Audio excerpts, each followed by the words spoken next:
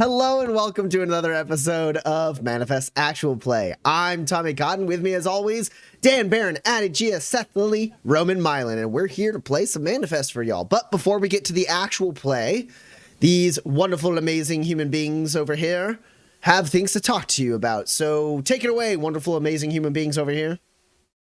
I'll start because I'm obviously the most amazing. This month is National Human Rights Month, if you didn't know. For all you humans out there, I assume we mostly have humans. If there are any aliens watching, go ahead and throw some portions in the chat. So our thing this month, our charity this month is Amnesty International. Amnesty International is a global movement of over 10 million people campaigning for a world where human rights are enjoyed by all. Since 1961, Amnesty International has campaigned and lobbied all over the world to abolish the death penalty, protect sexual and reproductive rights, and combat discrimination and protect migrants' rights. So it's a great organization. You can donate your time or your money or your social media platform or, project some ads for them all over our atmosphere if you're currently orbiting our atmosphere, ready to attack, and give them anything you can. Pass it on to the next amazing person. Never forget your number 2. Wow. Hi, everyone. I just nearly spit water over my entire setup. I asked Seth if he would like to do the charity read tonight, and he was very enthusiastic, and I understand now why. He woke up and chose violence and charity, which is a rare combo. He's in the chaos, baby. It's like a fire ice type Pokemon, I assume. Hi, I'm Roman. I know what you're thinking. Is that a Miami Vice detective on his 8th day of a stakeout? No, it's just me. It's just Roman. Hi, welcome to the stream. We're here around about 8 at twitch.tv /Waypoint Live, around about 8 every Tuesday. Thank you all so much for joining us. We really appreciate you. There's some buttons though. If you're like me and you're so deep in the case, you haven't seen your wife in days. She gave you a number. You gave her a number and she gave you a number and neither of you is called. And at this point, you don't know if you ever will. But there's buttons underneath me right here, right down here. There's a heart, there's a bell, and then Twitch will tell you the number you need to call to connect with your wife. If your wife is us, it'll tell you when we're live, and you can just click on the notification, and then bingo bongo, you're here and you're with us, and we appreciate you.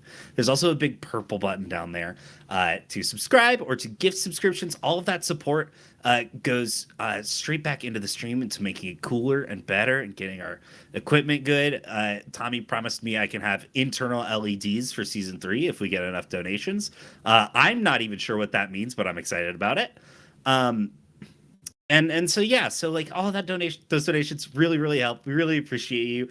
Argot Lom wants to see some internal LEDs. What's up? That is the big purple button. We love it when people hit the big purple button. Thank you so much, Argot Lom. We love y'all. We also have this bits gold down at the bottom, this big purple bar. Don't click on it, it won't do anything.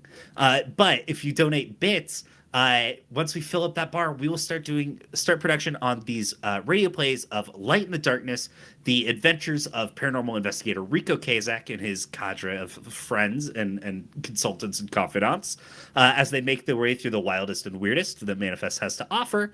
And we'll be making those radio plays to play during this stream every week. We've got some cool ideas cooked up. We cannot wait to bring that to y'all whenever the bits goal gets met. But yeah, in the meantime, keep rocking with us. We love you.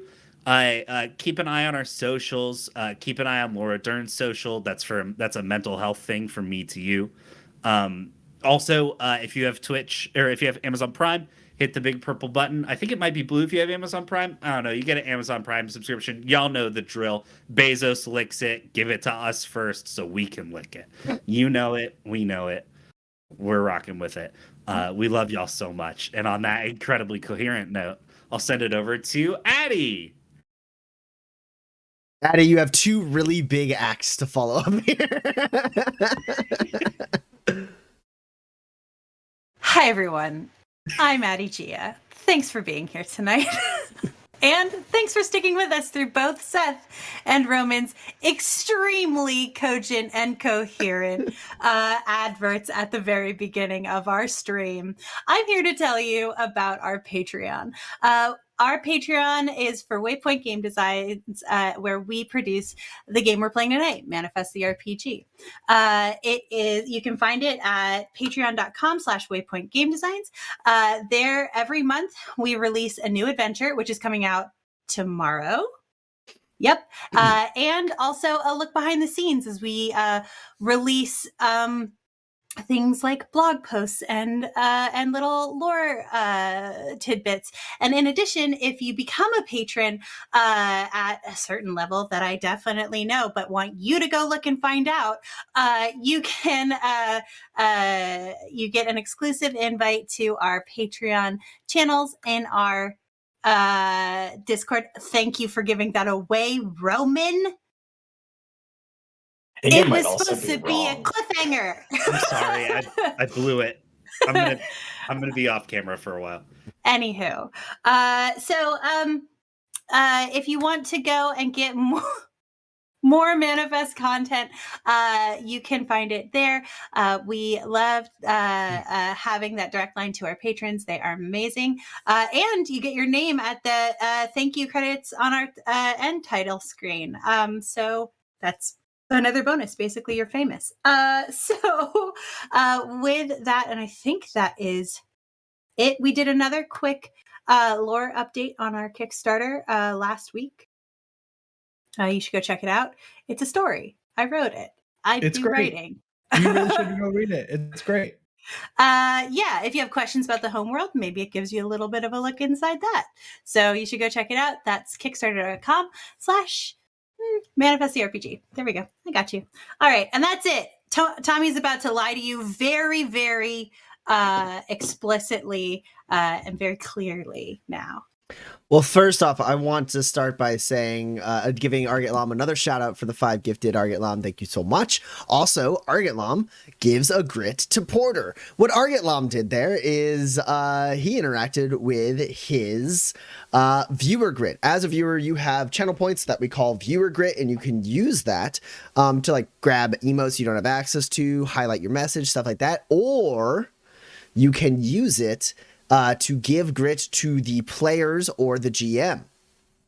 Grit is an expendable resource in Manifest that allows us to manipulate our roles so that the things that are important to us happen. And you'll also notice that the grit for the GM is cheaper. And I mean, it's just an investment really, because when I spend grit, they get grit. So it's just like, you know, if you have like any sort of a sense of like, you know, like finances, you'd understand why it's very good. So with that out of the way, you can spend your grit to give grit to these folks or myself. They have a maximum of 12. I have no such maximum, though I must impress. There's only so much I can do with grit. And if you give me like 30 grit, I'm probably not going to be able to spend it. Okay. Listen, think about it this way. Tommy's told you can give him grit and it's cheaper. But realistically, that's throwing your grit into the garbage because he might just not spend it. Oh, I'll if you spend give it. us the grit, we'll carry it forward for eternity until we do spend it. That's how it works. Don't throw your grit in the garbage. Give it to us, not It's like Tommy. It's like Beanie Babies. My It only my appreciates opponent your would value. have you believe that that my grit will just go away, but not if I invest it in making the stakes higher and worse for them. Anyways, and I'm standing on that platform. Okay, so Lies. we are going to move forward into the actual play. So there's only one last thing for us to do, and that's to teleport our minds to the world of Manifest by looking at extremely cool character art made by Kate May.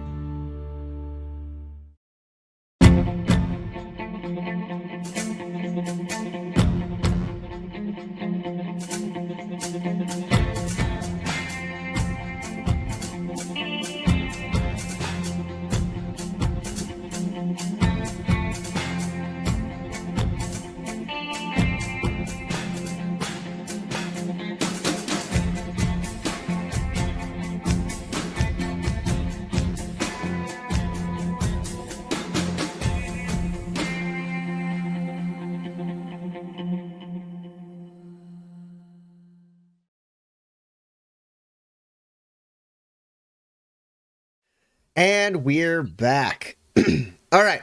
So, previously on Manifest Actual Play, our four drifters were reunited after Eloise and Gus were kidnapped by Brimstone Garrison. Dex and Porter hired a team of highly capable drifters to assist in the breakout, and many explosions and bullets were had by many people. That was a weird sentence. Anywho, so they fought their way out through and out of Brimstone Garrison with a great many things happening along the way. First off, Eloise and Gus, who had been tortured and experimented on by Ulysses Pruitt, were there when Pruitt shot himself, because he wasn't Pruitt. He was, in fact, Owen Lemaire, an Everlight that's roughly 200 or so years old, who we met briefly in season 1 of this campaign and has persisted on.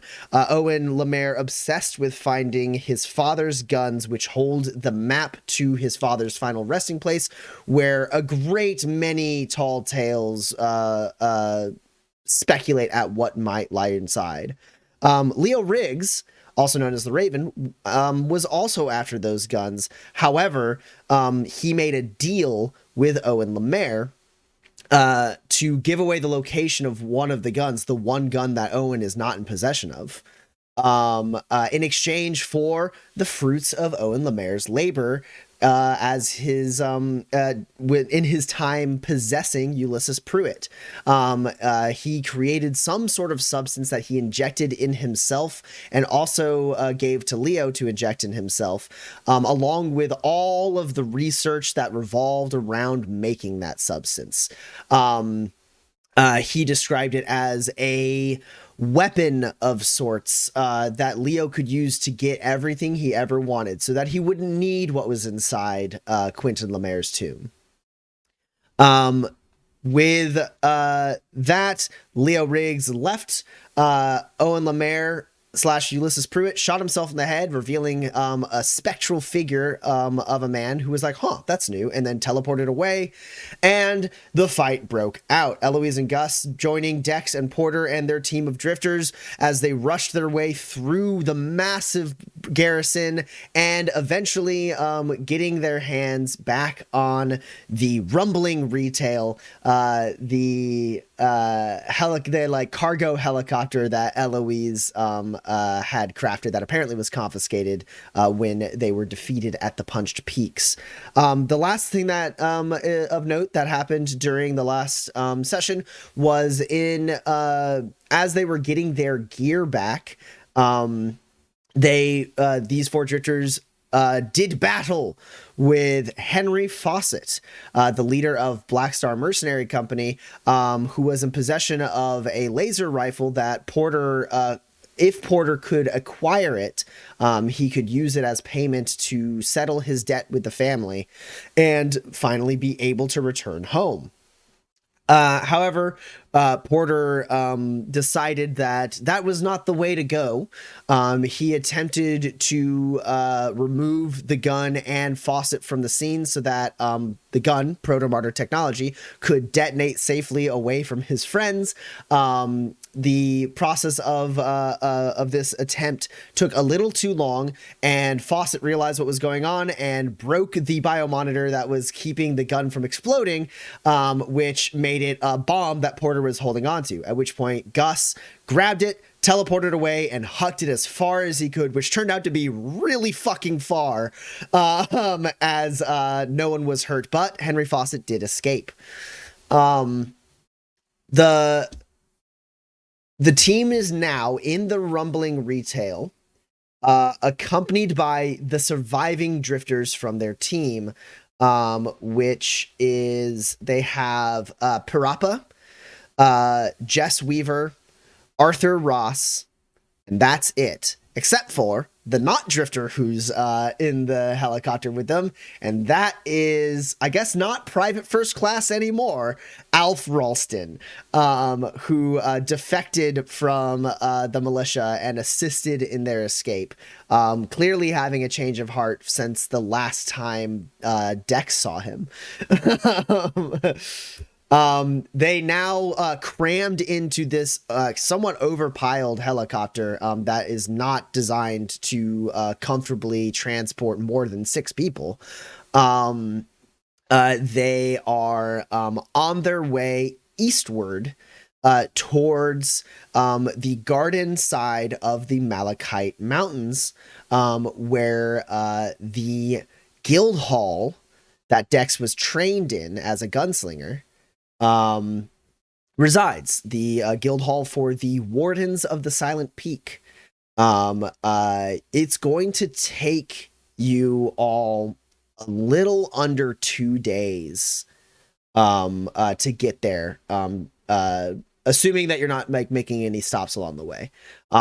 Speaking of which, Eloise, I do need you to roll a fuel test for the rumbling retail.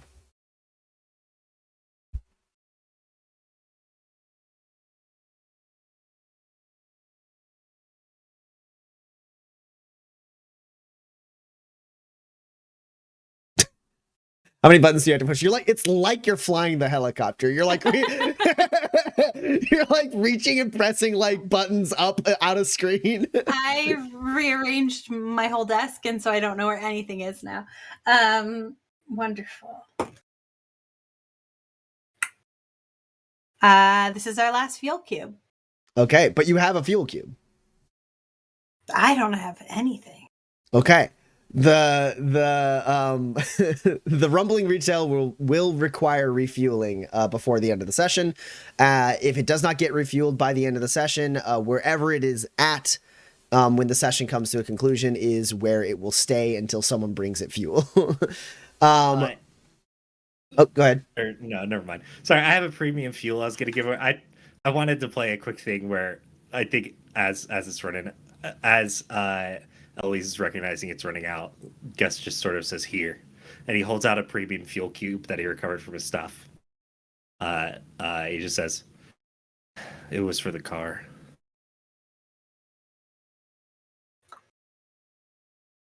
Oh, thanks. We need it. Yeah, I heard you. So a little under 2 days, crammed into this. It's a cargo helicopter, so it does have a small little, not really like enough space for someone to like kind of curl up and like get some shut eye, but like not like a hangout space that is like kind of little cargo like underbelly hole that can be crawled down into. It's got some sizable space in the back that has a handful of seats, not enough for everybody. And then all this is to say there are areas in this helicopter, especially with the sound of the helicopter, like if people aren't wearing like the headphones, like they really can't hear what's going on. And most people, whenever they're resting, are just walking around like with earbuds in to deal with the sound. So there's plenty of opportunity for conversations to be had in semi-private, especially as people are going to be rotating at the helm, basically between, I believe, Dex, Eloise, and Jess being the most comfortable at the controls of an air vehicle in the relative sense. And if I am third best, we need to land soon. But you guys are just traveling. You've shaken your tail from Brimstone. You don't see any pursuit. There's not any Snolly-Gosters or Piazza birds or any other terrifying air creatures that you can see. As you make your way eastward. So what we're going to do, as promised at the end of last session, is we are going to roll shoot the shit. We haven't had the opportunity to roll shoot the shit in a little while. The party has been split for some time, and they've gone through a lot of traumatic experiences, and a lot of tension is in the air. So I believe now with nearly 48 hours of travel in this cramped space, y'all are going to have to talk a little bit. So everyone pick somebody to roll shoot the shit with, and let's go ahead and do it. Those of you who don't know about shoot the shit Shoot the Shit is a mechanic in Manifest the RPG, which represents people getting to know each other a little better, getting to bond and have bad blood as they make their way on long treks, because it does take a while just to get around Manifest, and drifters, almost by definition, travel around Manifest a lot. So typically this happens, during camp, on the trail, or during long times of uneventful activity in like settlements while you wait for something. And in this instance, it's happening in a helicopter as they escape a military garrison. Manifest is a fun place. They roll personality as an attribute only test, targeting one player, and depending on how well they roll, those two characters will either bond, or the player that they targeted will learn something about them, or if they roll poorly enough, there will be some ruffled feathers and some bad blood and some increased tension as they have perhaps a bit of a falling out over something. So who wants to go first?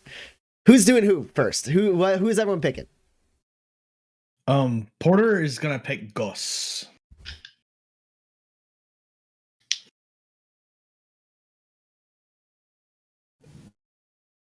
No one expected this, and I assume everyone made calculations otherwise. I was gonna wait. I was gonna wait to go last. But Porter was who I was thinking about picking. So instead, I'll pick Dex. Dex. I'll pick Eloise. Yeah.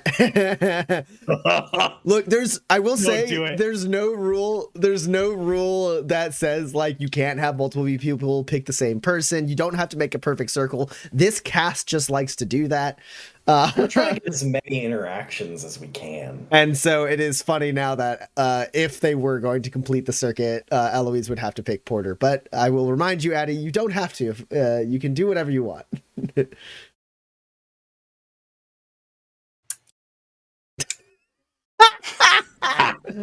She's deciding if he deserves to get picked for Shoot the Shit.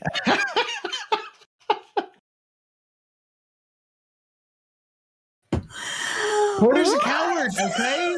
Porter's a coward. He's not gonna approach you about it. God, I'm excited for this episode. How could you do this to me? Look, Dex is mad at me. You're probably mad at me. I almost killed Gus, so I gotta pick Gus. This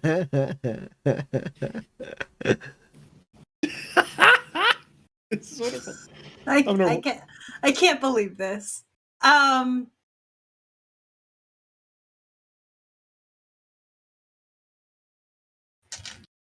She's gonna roll to see who she rolls for. Wow.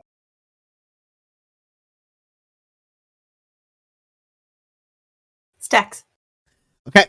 Ooh. So, now that everyone has picked, roll personality as an attribute only test, and we'll get to it. The one other thing I'm going to mention, before you guys roll this, you can all benefit from a breather. So that means if you're down any hit point or shine, that goes up by 2, except for your hit points will go up by an additional 2 because Porter is there. So your hit points will go up by 4, and your shine, if you have shine, will go up by 2. And the last thing, just so you guys know, because this is going to represent moments that you have over the course of the next 30 something hours. You guys aren't going to benefit from a rest during this travel. You're able to get a breather out of this, but the travel itself is not restful.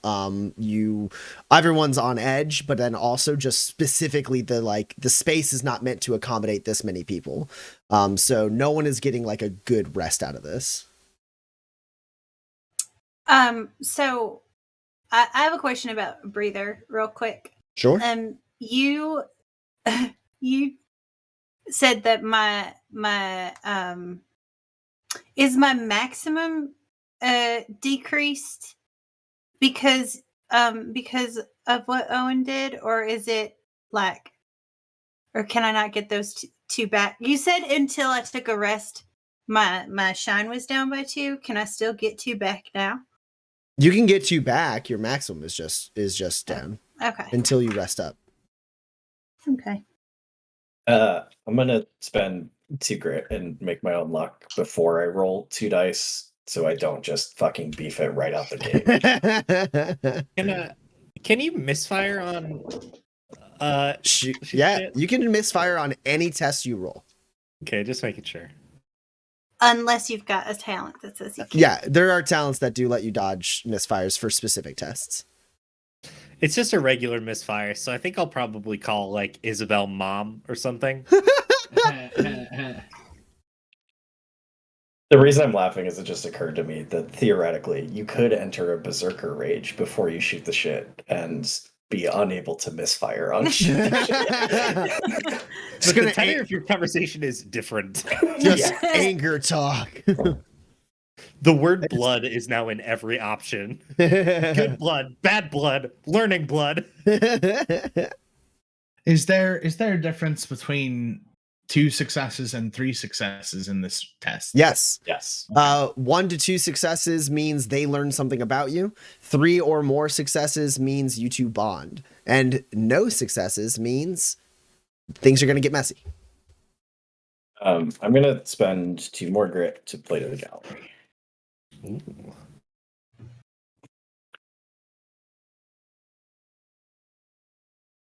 Lot of grit going to the GM there.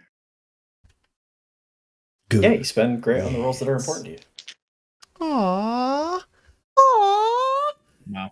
Is having a relationship with people important to you, Dexter? All right. Who wants to go first? Y'all have rolled. Y'all know how many successes you got. Who wants to go first? I'll go first.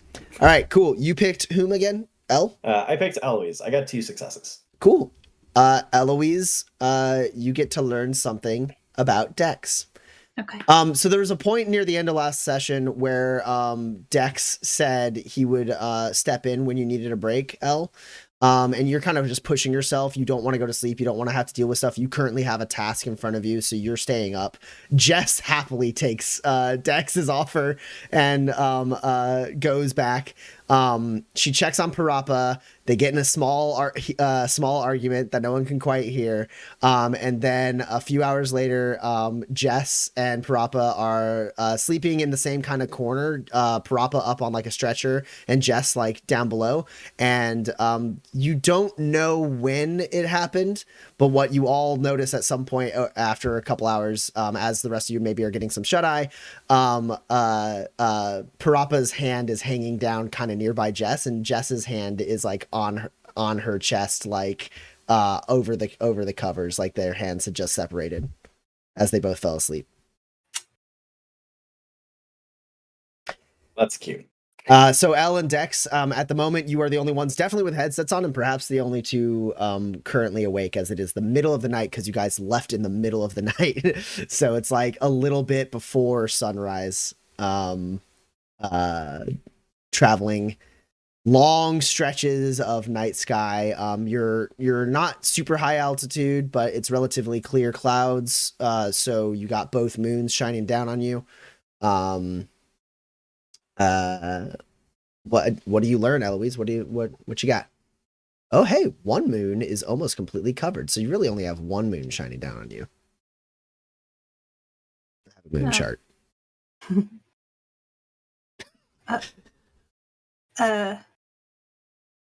Where is this taking us? This is the guild hall for the wardens. Oh. You're going home? Yeah, I it's on the garden side of the mountains. I figured Fort Dearborn's not exactly going to send their militia across territory borders lightly. Plus, I'd like to see them try to take that mountain.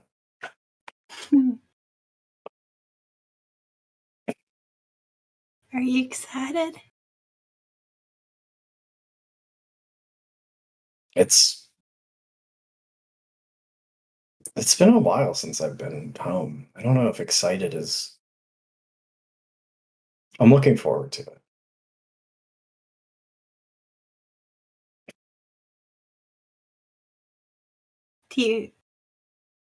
Do you have like stuff there?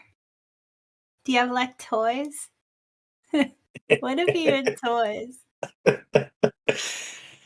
I Do you don't. have toys? Were you allowed to have toys? I bet you it's just toy guns. It was just toy guns. Uh, I don't think I wouldn't have been allowed to have toys, but I didn't. I didn't really own anything when I started living there.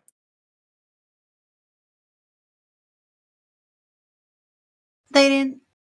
They didn't give you things. No, they gave me things. I didn't leave Lucas Creek with anything because there wasn't anything to take.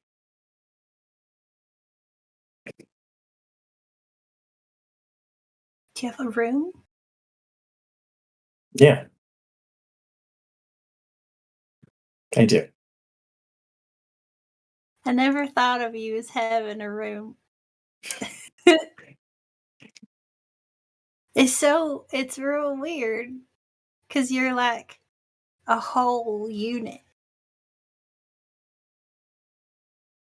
Well, I mean, it's important in the training to be able to survive wherever we are. But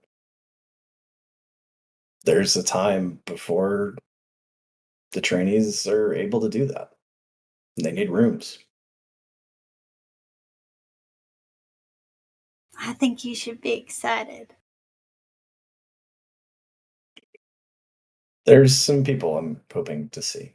I don't know if they'll be there. It's not really a place where people spend a lot of time once they've reached a point in their training.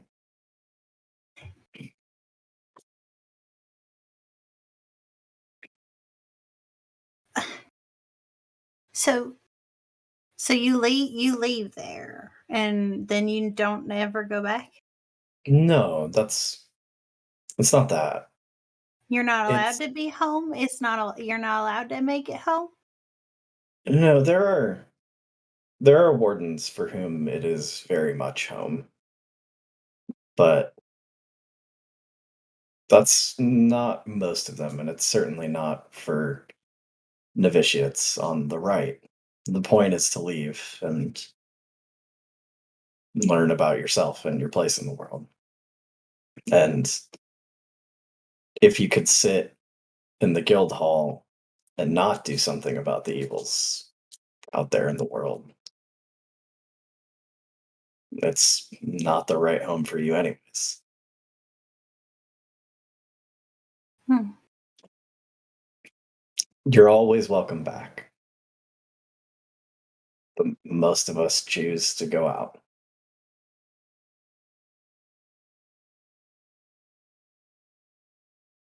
Well, I think it's nice you have a place. I know it's real far and kind of hard to get to. And based on this, like cold. I'm gonna be so cold. Tex, I'm gonna be so cold. It's warm inside the guild hall. But I don't have any I don't even have pants. Are they gonna do I need pants before we get there? No. No, you can. I only had one pair of pants when I got there, so the Well, pants are available. okay.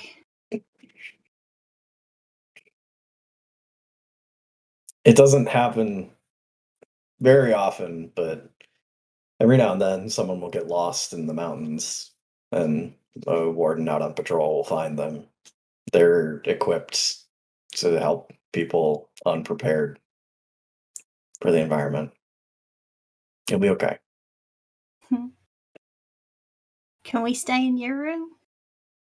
It's small. It's I don't think there's enough room in my room for more than one. Oh, and it's probably only for gunslingers. Uh I don't.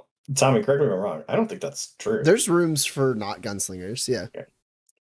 You could No, you could probably fit like one person in your room, especially if I they're mean, willing to sleep listen, on the if you're floor. sharing the bed, right? There's room for two. In Yeah, the there room. you can probably fit a whole 3 people in there, one on the floor and 2 on the bed. No, there's rooms for folks of all kinds. Not everyone on the peak is a gunslinger. Most But of them really? most of them are trying to be, but sometimes Oh, people decide not to be. I kind of thought they'd kick you out. Like, you can't shoot that target. It's not a life most would choose if they weren't on the path. It's sort of like how most of us don't really live there, right? If you're not going to be a gunslinger, there's probably something else you'd rather be doing than living on an isolated mountain with a bunch of gunslingers. As far as I can tell, gunslingers don't even like to talk much. Hmm. I get why, if you're just all gunslingers, then it's called Silent Peak for a reason. So cagey.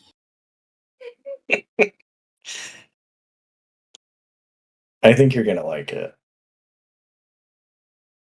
They have windows, right? Of course. I don't want to stay in a room without a window.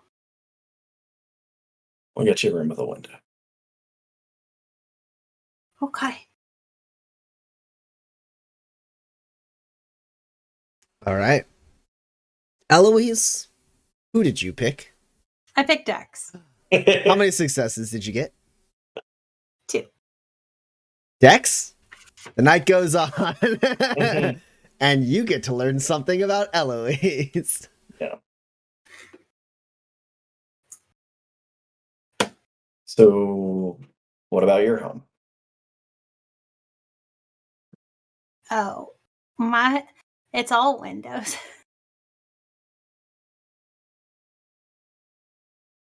Ow. Oh, well, okay. So it's not really all. There's still support beams, but like we we were on we were on the 104th floor for the most part, and the 105th, but that was mostly like, entertaining rooms and stuff. So but like my room was on the southern side of 104. And You lived in a tower with 100 floors? 129 floors. The tallest building I've ever seen had 6, and that was in Tobias Station a week and a half ago. Well, I mean, it's about the same elevation as your mountain.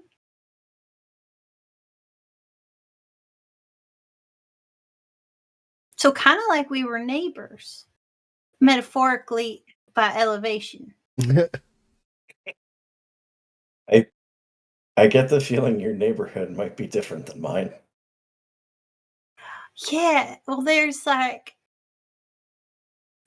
the buildings are like broken up into blocks, and those blocks have like, groceries and like armors and like shops and stuff, and like school was like across a walkway, and like so you could so like I was never below like floor, I think like 72, maybe 71, before like I was like, except for the time that I took that helicopter when it crashed when I was little. But yeah, but like other than that, uh, yeah. So yeah, because they say that it was like those are like huge like sky ships, and they just parked them and then they converted them, and so there's they're just huge towers, and it makes sense because otherwise I don't know how they could. I don't know the engineering that would have to go behind that to otherwise spread out over the like marsh, you know. But so I could see the Syren Sands in the days before FireNet when it wasn't windy. Like it would clear up for just a little while, and then you could see it was so bright. You could see that from your room. Well, like with a telescope. Wow. It's pretty far south.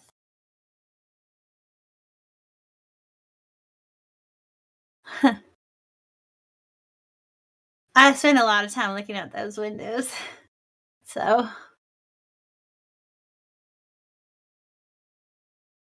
Tell me about your room. Told you about mine. you said it was small. I told you all the things about it.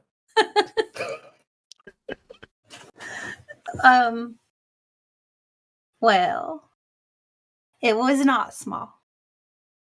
And uh it it was like it was covered in stuff. I like mostly books, but I did have a science kit and that was real fun. But I just took it apart. I took a lot of things apart. I kept get yelling at because like people would give me things that were real nice and then I would take it apart. It's like, oh, I got you this pretty like clock that looks like a a hodag or something, and then I would take it apart to see how the machinery worked on the inside. And I had a whole little like seating area that I didn't ever use, but it was real comfy there. If anybody ever came over. And um I always wanted like a cat or like a chicken because they're so dumb. And they would probably just listen. But I wasn't allowed to have any pets. And it like echoed if you yelled real loud. You could In a like room big enough for an echo? it was like there was just a little bit of a sound delay, but technically that is an echo. So Wow. yeah, I had a lot of space. I mean, I could have had a smaller room. There were lots of different rooms I could have had. But I like the view from that one because my siblings were all grown up by the time that I got to pick my room mostly. It's like a hell of a room. I don't I don't miss it so much, but it had a real good view.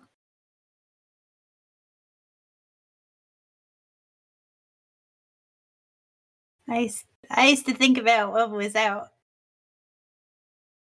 beyond, you know, Ann Arbor and what it would be like.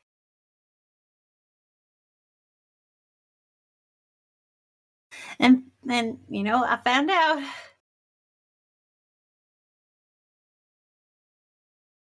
So It's not I all this. I know, but I've got a couple of more things to do, and then I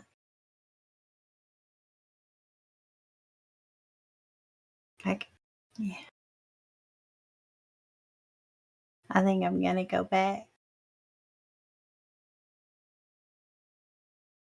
Do you want to?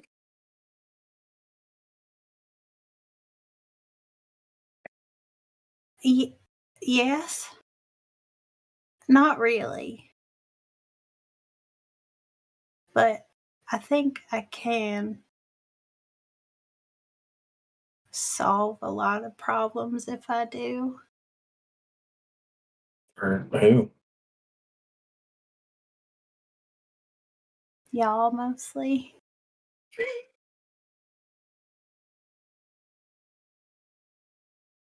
That's sweet. Oh, I'm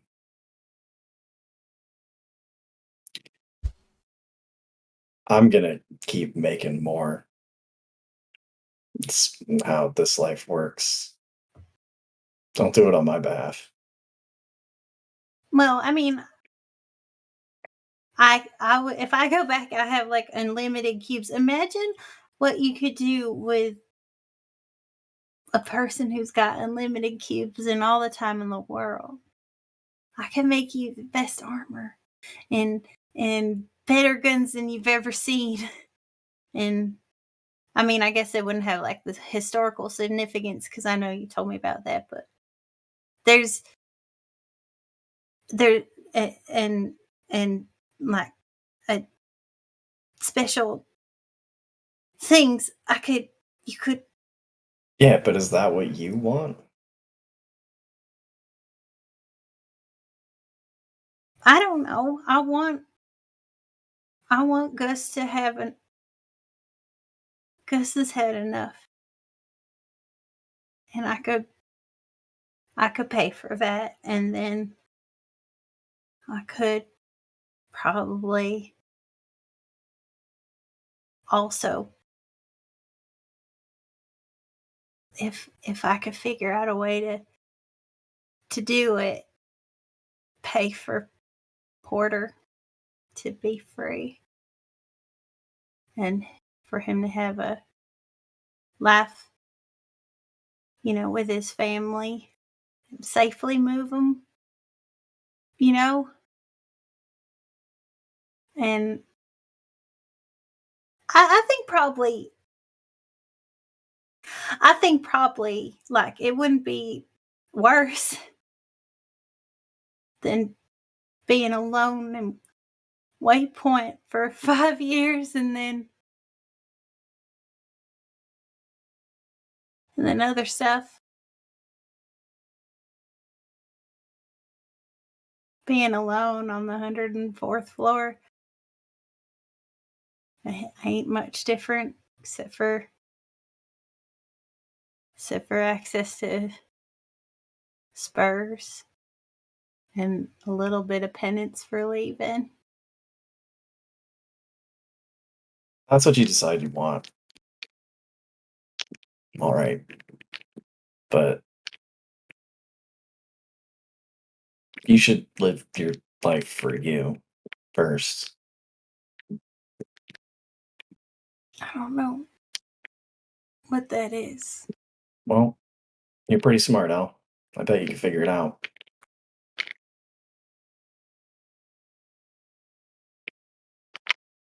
I thought I knew. So maybe I can find it again.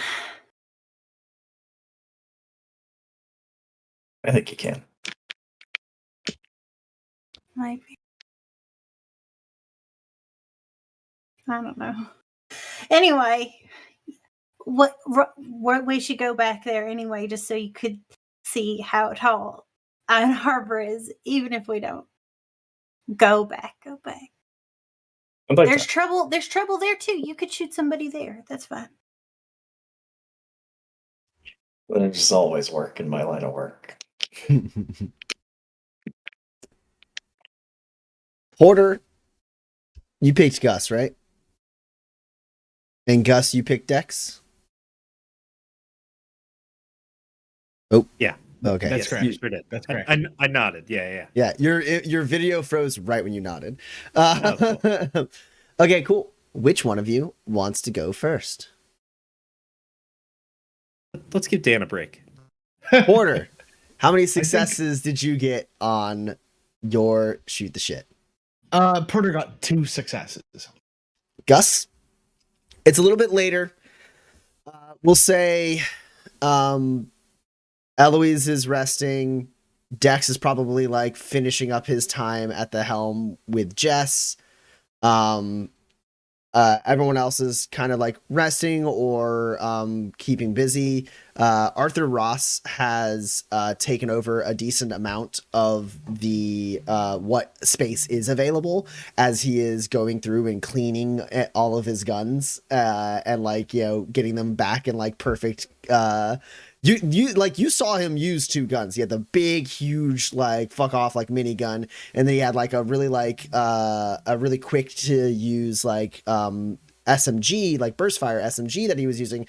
But he's cleaning like 7 more guns also on top of those 2. So like whatever happened in the rest of the garrison, he was using all sorts of different weapons. And one thing probably Dex notices more than anyone else is that he is at the end of his like kind of like routine of like cleaning all of his weapons, he sets like a lot of them off to the side and then starts cleaning a weapon that you recognize to be the one that was slung on the back of Oscar McCoy.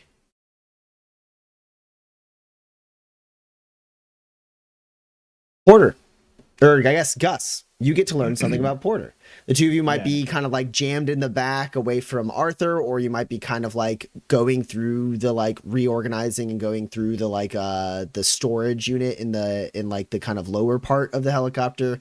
Whichever those things are, you have some time because no one else is in your area, so and your voices won't carry very far.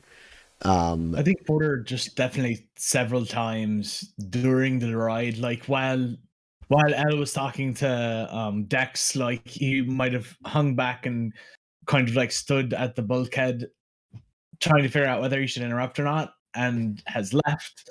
I think as Eloise is kind of resting here, he goes over and sits by her and kind of thinks about waking her up and kind of waits to see if she wakes up on her own. And isn't like staring at her creepily, but just like, you know, he's there.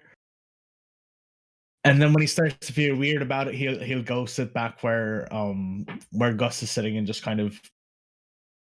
Yeah, there's also plenty of bandages. If Porter needs to have a private conversation with anyone, there's plenty of bandages that he needs to change. I think at a certain point, after Porter sat back down for a couple minutes, Gus is sort of like laid out on like this, like it's supposed to be a number of chairs, but he's like laid out over it and like it's in his back in uncomfortable ways. And Porter sees him like stretch a little, and he like turns to one side, like he turns to another side, and he's just not getting comfortable. He lays back down. He goes, well, all right. Hey, Porter. Hey, Gus, you all right there? Yeah. Yeah, I just got a quick question for you, Porter. What the heck was that? Yeah, that's I can't say I wasn't expecting the question, Gus. Hey, look, if I can help you practice for when you get it from Dex. Dex has already given me a little of it, so yeah, I bet. I don't know. I think I haven't really taken emotional stock in myself or in my friendships with any of you since Elle gave herself up for the garrison.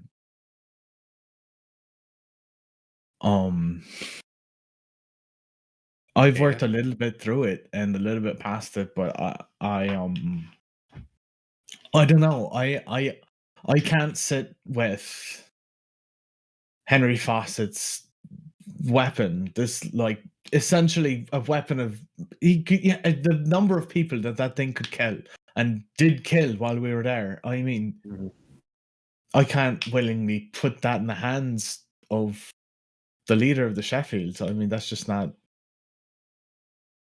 It's not something that I can do. Sure. There was very little chance that Eloise was going to let me not do it, or, you know, without me having to try and convince her, and then she just wouldn't understand. And I thought I could just mitigate that.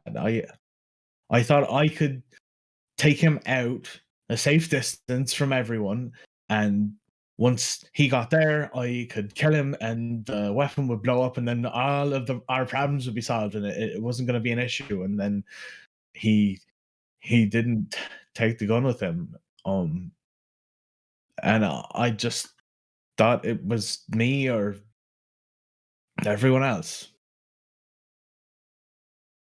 Porter, let me. Sorry, I'm so dang tired. You said a lot of words. Let me see if I got this all straight. You thought it would be easier to take a laser rifle wielding megalomaniac, military trained, around the corner by yourself and get blown up by yourself than to have a chat with Eloise?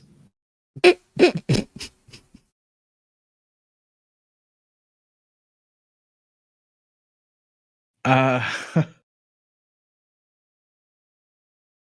yeah, I guess it's not that simple. I mean, that's What part? that's really breaking it down to it's simplifying a complex problem. You know, it's not just a conversation. It's a talk that could hinge and transform the entire nature of our relationship. You know, Porter, I get it.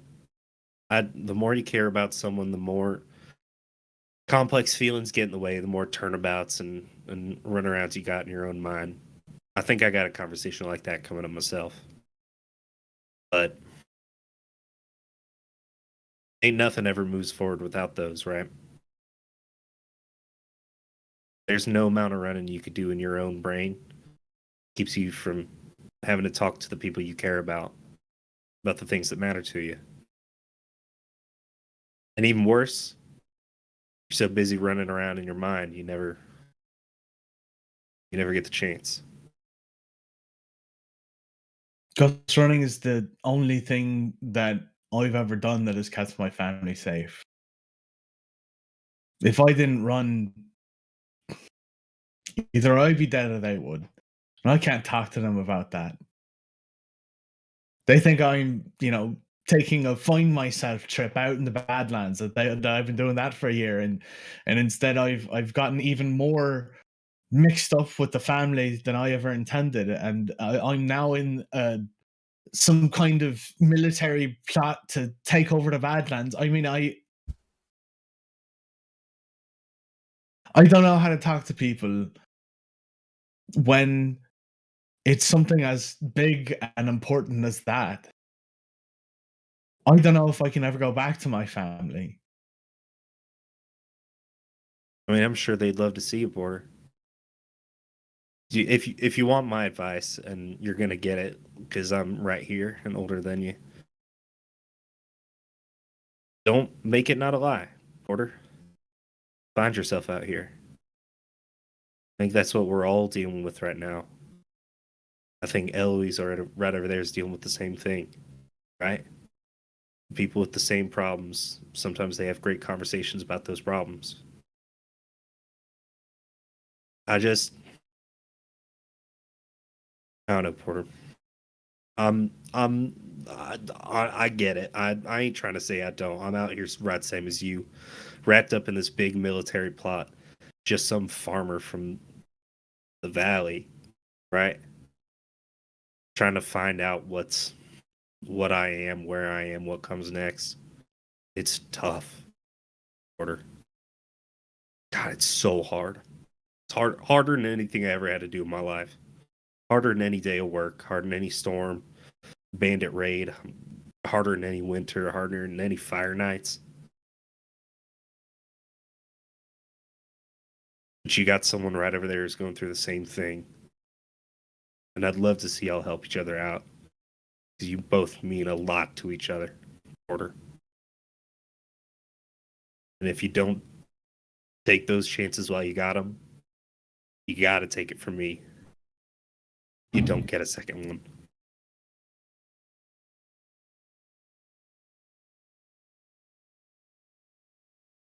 I'm so sorry. I almost killed you. Uh,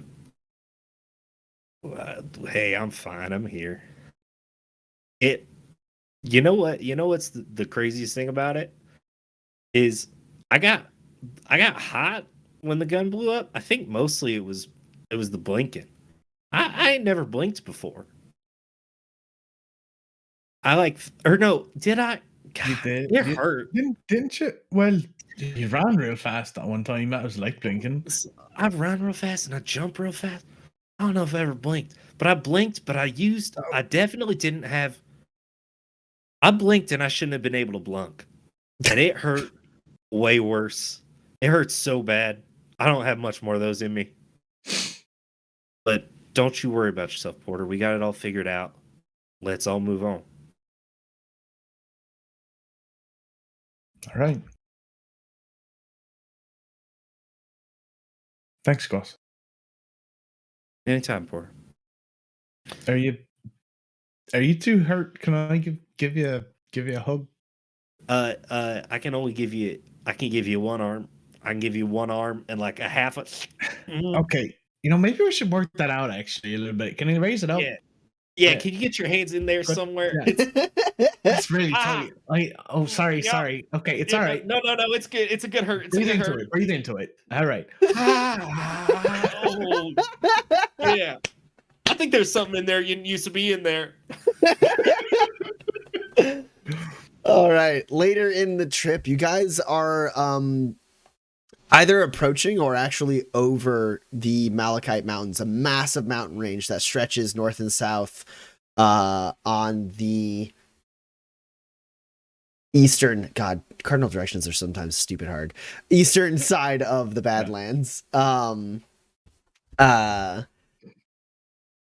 This is the moment where probably Eloise is back at the helm with Jess. Porter is either resting a little bit or assisting Parappa with her multiple wounds. Yeah, definitely. And it's a moment where Dex, probably out of everyone in this entire place, you could move around some stuff in that cargo hold and get some shut-eye and feel like more or less comfortable. It's not any different than sleeping in a tent on the side of the mountain. Yeah, of our party, Dex is also the only one like most comfortable being just awake for 30 hours. Yeah.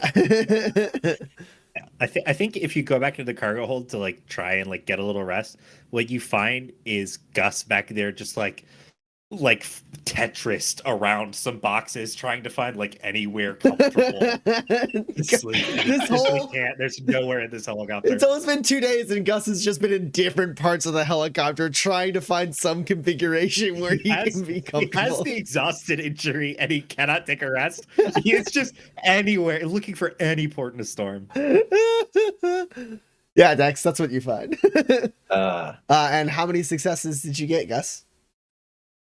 I got one and I misfired. Oh, it's a 1 and a misfire. Okay, unless you guys have an inspiration for the misfire, I have some ideas, but I'll see if I come to him. But yeah, for now it is Dex. You get to learn something about Gus. How's that working out for you? It ain't. No, it ain't. It's close. One of the closer ones I've found, but it still ain't it. Let me see. Maybe we can. Dex starts like trying to help move anything out of the way to help Gus get some rest if possible. This dang long one, there's nowhere to go with it. It's like gotta be diagonal, sorta. Yeah. I don't know. And I think that Gus just like sits down hard and like leans against the box. It's like I just don't think there's anything doing here. How far? Where are we? We're going to your place, right? Yeah, we're going to the guild hall. All right. We got beds there? Yes. Amazing. Cool. I mean, obviously, you're not okay, but how are you, Gus?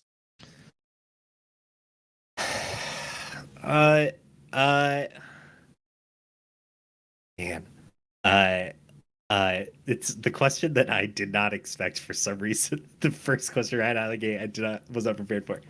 Um, uh,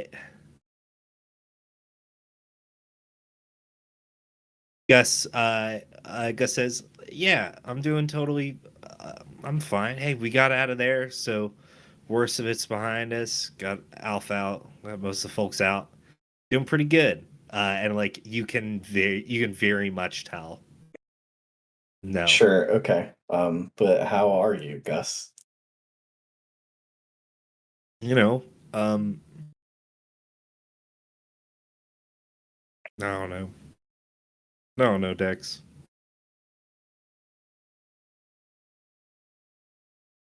In the middle of this situation, don't know what we're gonna do. Can't go back to Waypoint. Sold the farm. Don't even have my dang car.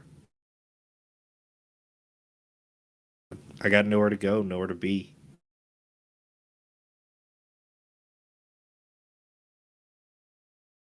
But oh, Dex, I sure as hell ain't a drifter.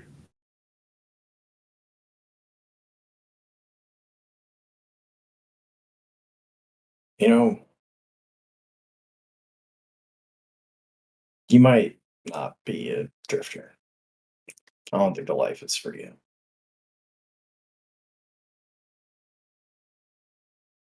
But I can't imagine anyone I would rather have at my side out there. And I'm glad you were there for all the times you were. I I appreciate that, Dex. It's nice of you to say. I just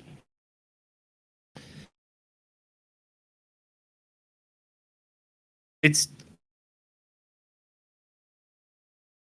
it's real tough. It ain't killing folks I didn't love and I ain't doing no more. The folks who died trying to get us. That's I ain't something gonna live with me. But you know what the thing I didn't really expect to learn out here is how bad some people are. How awful folks are, truly. And then there's some where you find good in them. Can you imagine if we would have shot Alf Ralston months ago in the Peaks? He whispers Alf Ralston months ago in the Peaks. I'm glad I didn't have to. Right, like he's actually a good guy and he learned a lot and now I think he's really turning around. Like Brimstone does that to people and makes people awful and all those people I got to run and I knocked out. I hope they can turn into Alf, but I don't know if they can. Just it's worse than I thought it was out here, Dex. People are worse.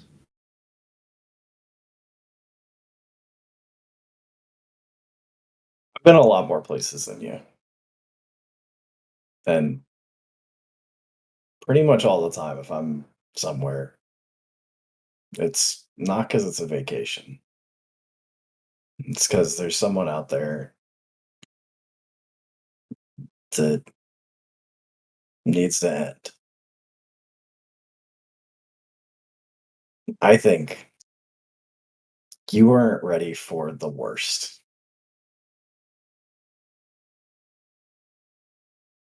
But I've met plenty of people, good people, who are just out here trying to make it to the next day. And this life puts you in the path of the worst more often than not. Yeah. But that doesn't mean that's all there is. Yeah, no, that makes sense. I just wish I could have. Remember that guy whose gun I threw the first time I threw a gun way far away in Brimstone, and not the second time I threw a gun way far away in Brimstone. The guy jumped up, I grabbed his shotgun, I just threw it. Yeah. I wonder how that guy ends up. right? This ain't nobody born off balance. They can get off balance. Some people, hey, look, some people turns out they just ain't never gonna get back. But I gotta imagine so many of these people could if they just found the right folks and heard the right things, right? Alf was lucky. He ended up right across from someone who wasn't going to mince words, just going to tell him exactly how it was. But the path he was on ends with a bullet. I don't know if that guy you got to run away got that message. I hope he did. I hope he turns his life around. But in my experience, people don't make different choices until they're forced to.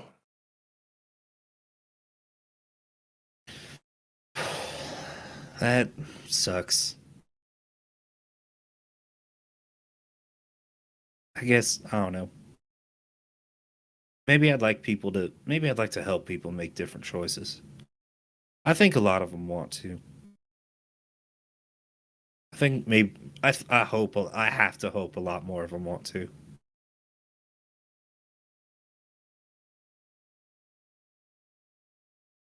Hope so too, Gus. Yeah.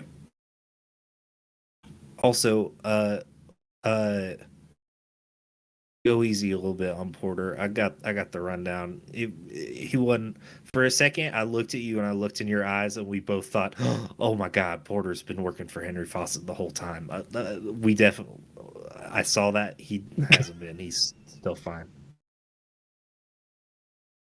I told Porter what I needed to say and what I needed him to hear from me. Okay, well, good. Then hopefully he's on the straight and narrow. I sure hope so.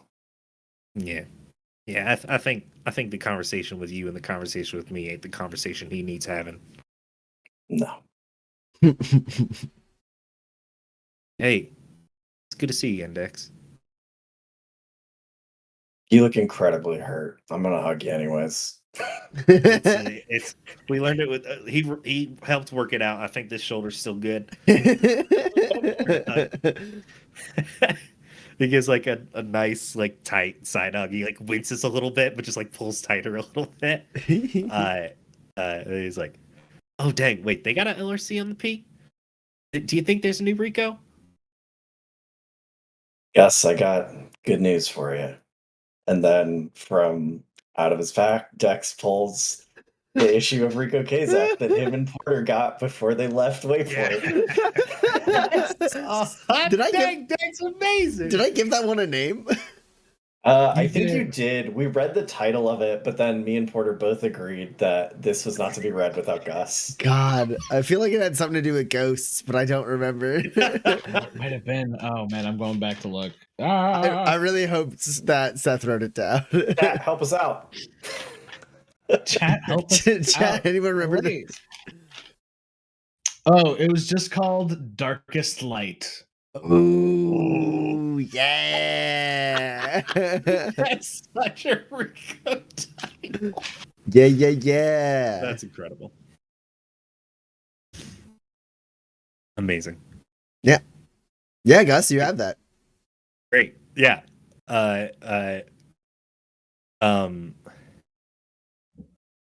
Yeah, Gus is like, I mean, yeah, we got the time in here. I sure as heck ain't gonna find us. Oh shoot, were you trying to go sleep back here? No, I'm fine. It doesn't look like it's physically possible for you to sleep, but you No. should rest. I'll be fine. Yeah. You start off reading. Let's get Porter in here. Let's read this thing. Porter. Oh. Porter, we got an important talk. Get back here. And then, All right. while we got an important talk, Gus pokes his head out to Eloise. It's like, it's not an important talk. It's just light in the darkness. You're more than welcome.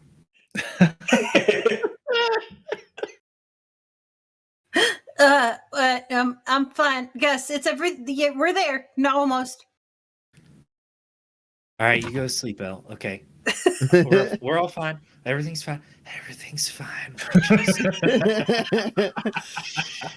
We're just fine.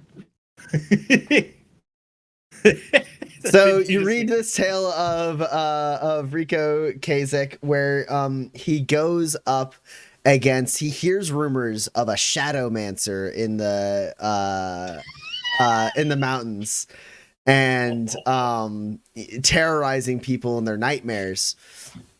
And so he goes and hunts down this shadowmancer. It is a man who is able to turn into a wampus. A werewampus. It was a werewampus, yeah.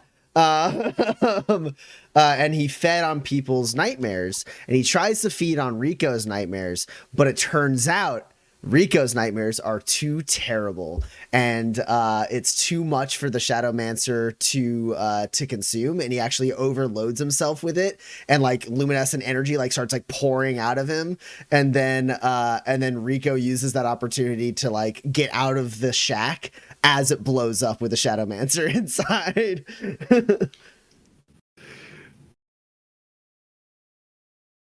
Dang, Rico's so dark. There's like a line where he's like, "Have you had your fill yet?" And the Shadowmancer's like, "No more, no more." Dang, have you had your fill yet? I'm gonna have to yell that at the next guy I beat up or whatever. That's a good Yeah, one. maybe you'll shock him out of his fervor with the reference, right? Yeah, it's like half reference and half like, okay, yeah, I got punched pretty bad by this guy. I'm gonna run away. Establish some common ground. You both read Light in the Darkness. You're not so Yeah. different. Yeah, okay. See, that's good because not only do I scare them, and then maybe they know there's love and light in the world, and they can make different choices. Sort of a 1-2, sort of a jab, reference, cross. I love you. You're the only person I've ever known to turn punching into kindness. That's truly impressive. Hey, look, yeah, I mean, there was tale of one guy, but I ain't never met him.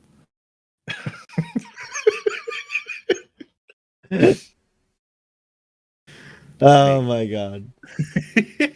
All right. So the journey eventually, soon after you guys finish reading Light in the Darkness, a little light flickers throughout, just like a little like sequence of lights that lets you know that you're nearing your destination in the like by the coordinates.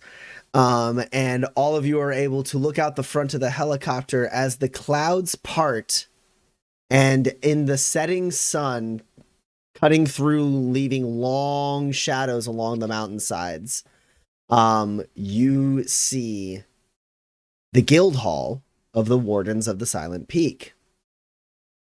It's several ancient-looking, multi-tiered, and ornate buildings sitting at various points in the uneven mountainside. Even from this distance, as the sky is getting a little darker, and as you're pulling in, you can see large, fiery braziers flickering in several open spaces built in within these structures. Some of these buildings are connected through carved and natural pathways through the snowy and icy mountainside, while others seem to only be connected from their positioning via heavy rope bridges. Dex, you do know there's one of these buildings is a tower that goes up about like 5 stories with like ornate angled sloping roofs over each tier, and landings at the outside for air vehicles to land. It's one of the main ways that people get to and from the peak quickly. It is also how the nomads that come through here like once a month like land and deliver whatever is needed. What pack is that? Just out of curiosity. It's just like sort of jetpack stuff. And... it's the Zephyrs Borealis. Cool. Wow. Cool. Wasn't that a Chessex release in like 2019?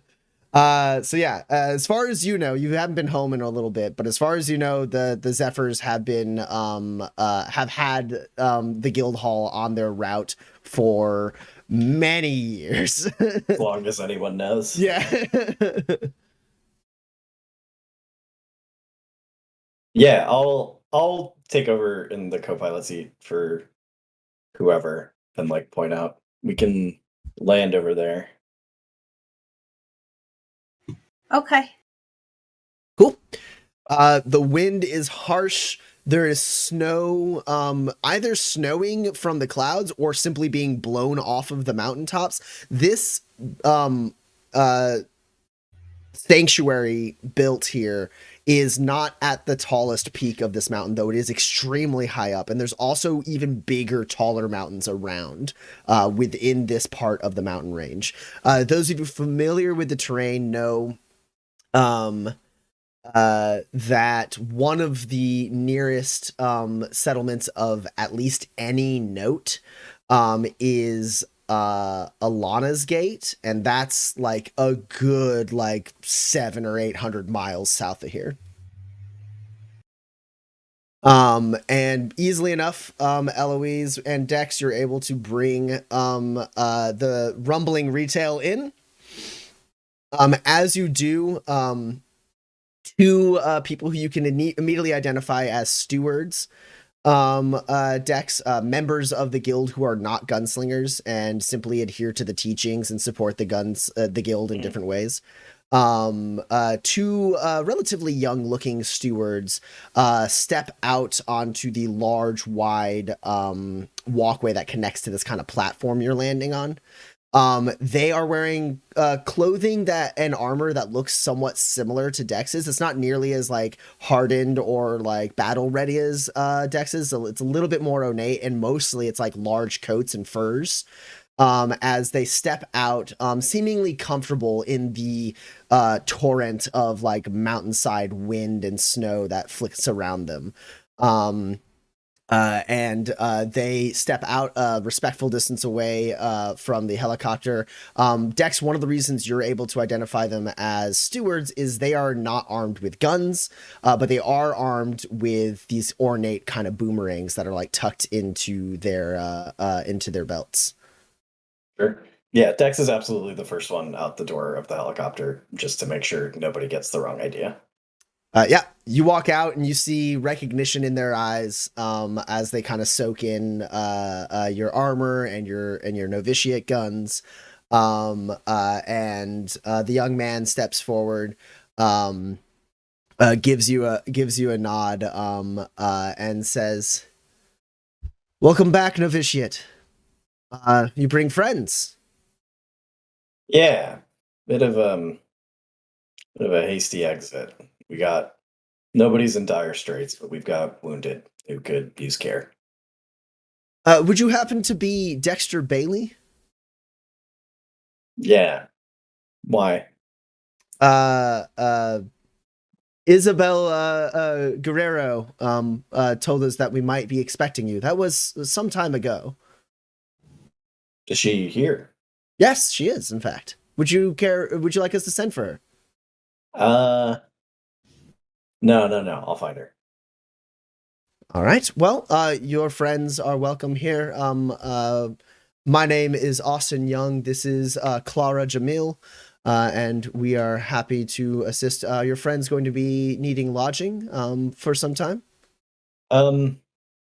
Yeah, we've got a few who I don't know what their plans are. I think everyone's gonna need a room for tonight, at least. Right away. Clara, if you would, and she steps forward and like starts helping people off of the helicopter and starts like helping moving stuff around and basically like organizing people and like getting people ready. So Jess and Parappa and Arthur, none of them look comfortable in this weather whatsoever. Arthur also very much doesn't like the view. Sorry. Stared down a whole militia garrison. Not a hint of fear. Heights is what does them. Yeah, he goes, "Is this stable?" As he like steps out onto the platform. He's like, we're hanging off the side of a fucking mountain, right? Let's go. Come on. double time. I'll carry my own Can't- shit. Let's go. Can't shoot heights. What can you say? Despite what the movie The A-Team would have you believe. And as like everyone's kind of getting ready and like brought under the awning as a break from the wind, you already have some of those large fires nearby, and as soon as you get anywhere nearby them, like the warmth of them like pushes away the cold winds of the mountain.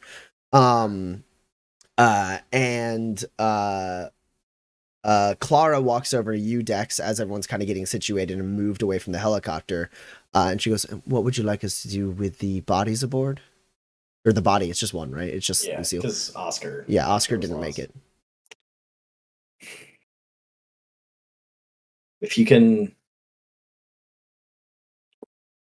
I assume there is some kind of ceremony for like people who die here, like wardens who die and are brought back here, or something along those lines. Yeah, I'm pretty sure they are reduced to ashes and set into the wind of the mountains. But like there is a place where their bodies are kept before that, right? Absolutely, yeah. Cool. If you can bring her to the morgue. I'm not sure what she would have preferred, but I'll find out. Of course. And she goes and fetches a couple more stewards, and they work on transporting Lucille. The rest of you are brought inside out of the wind. The doors shut behind, and you make your way down. It's basically you're in a tower that's effectively like just like tiers of like vehicle storage and maintenance and stuff like that. And you guys make your way down, and then this one, this building has a natural pathway that leads to a larger, kind of more centralized building that you all travel to. As you approach, you see multiple tiers getting smaller as they go up. These large, like ornate engravings, these ceremonial and functional like flames. And one thing you notice is even now as the sun sets, over off to the left, you can see a kind of like adjacent building with an open concept, bare to the wind with not that big of flames, where there's about half a dozen to a dozen people in what looks like not that good of clothing for the weather, and they are standing around about like chest high basins of water, and they are in this frigid cold temperature, on a rhythm with each other, slapping that water. Getting the cold water on them. You see ice kind of like forming around the edges where the flames don't heat.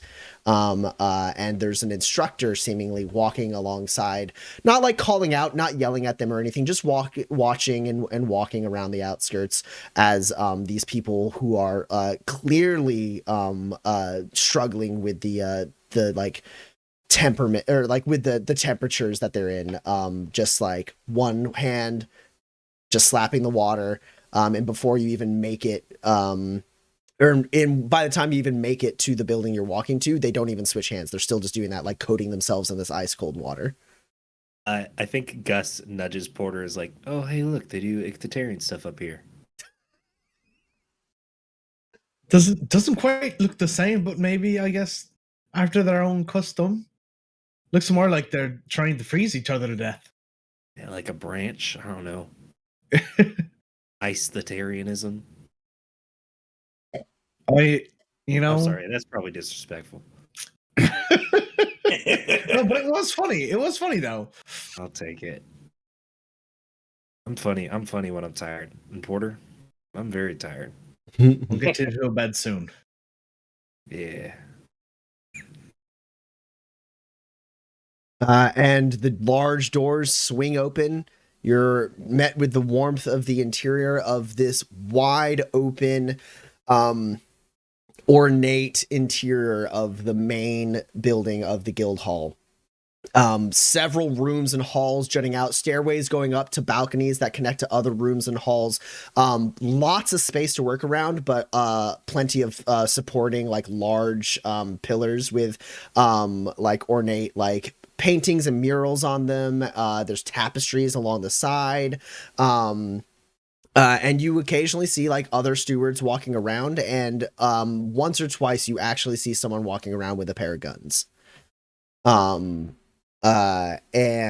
that's when Dex, as basically at Arthur Ross's behest, Arthur, Jess, Parappa, and Alf are kind of like ushered towards some guest quarters as like it seems like Austin and Clara really quickly realize like Eloise, Porter, and Gus are like your party, and then there's another party, and they're like, "We'll show you to your rooms." They like don't like they like very very like subtly like they create a social situation where like Eloise, Porter, and Gus, unless they really want to leave right now, are not like glommed on to everyone else being moved away from Dex.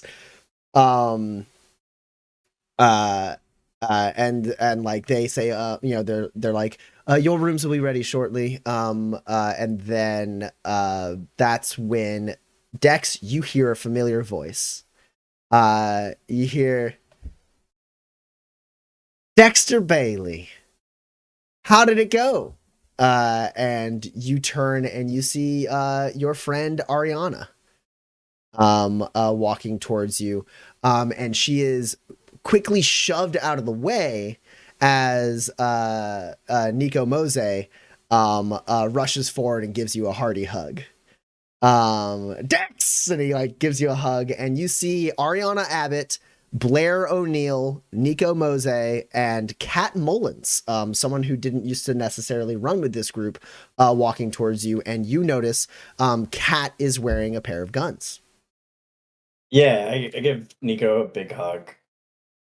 Oh, it is good to see you guys. And I turn to Ariana and I like put a hand on her shoulder. Well, Ari, I kicked the whole Fort Dearborn militia in the face, so it's going pretty well. They all like look at each other, and then Blair says, "Does that mean you're gonna be doing the ascent here? That's the rumor. Rumor is you were gonna do it in one go." Who's spreading that rumor? Ariana says, "I'll give you one guess." I don't know. It's been a long day. What have you guys heard? Do you know anything that's going on? Well, Isabel has been saying that you're doing great out there. Wait, really? Blair goes, "She won't shut up." I don't know if that's good or bad. And Ariana goes, "Yeah, apparently you're doing really great out there, and in no time we can expect you back to do the ascent." I think she tried to convince the other wardens that you were going to make it back in record time, but I think that passed a few weeks ago. Well, I got a little held up. Brimstone Garrison ways that way. I point like vaguely west. Cat nods, and Ariana nods, and Nico acts like he knows, but he doesn't. And Blair just goes, "Nope."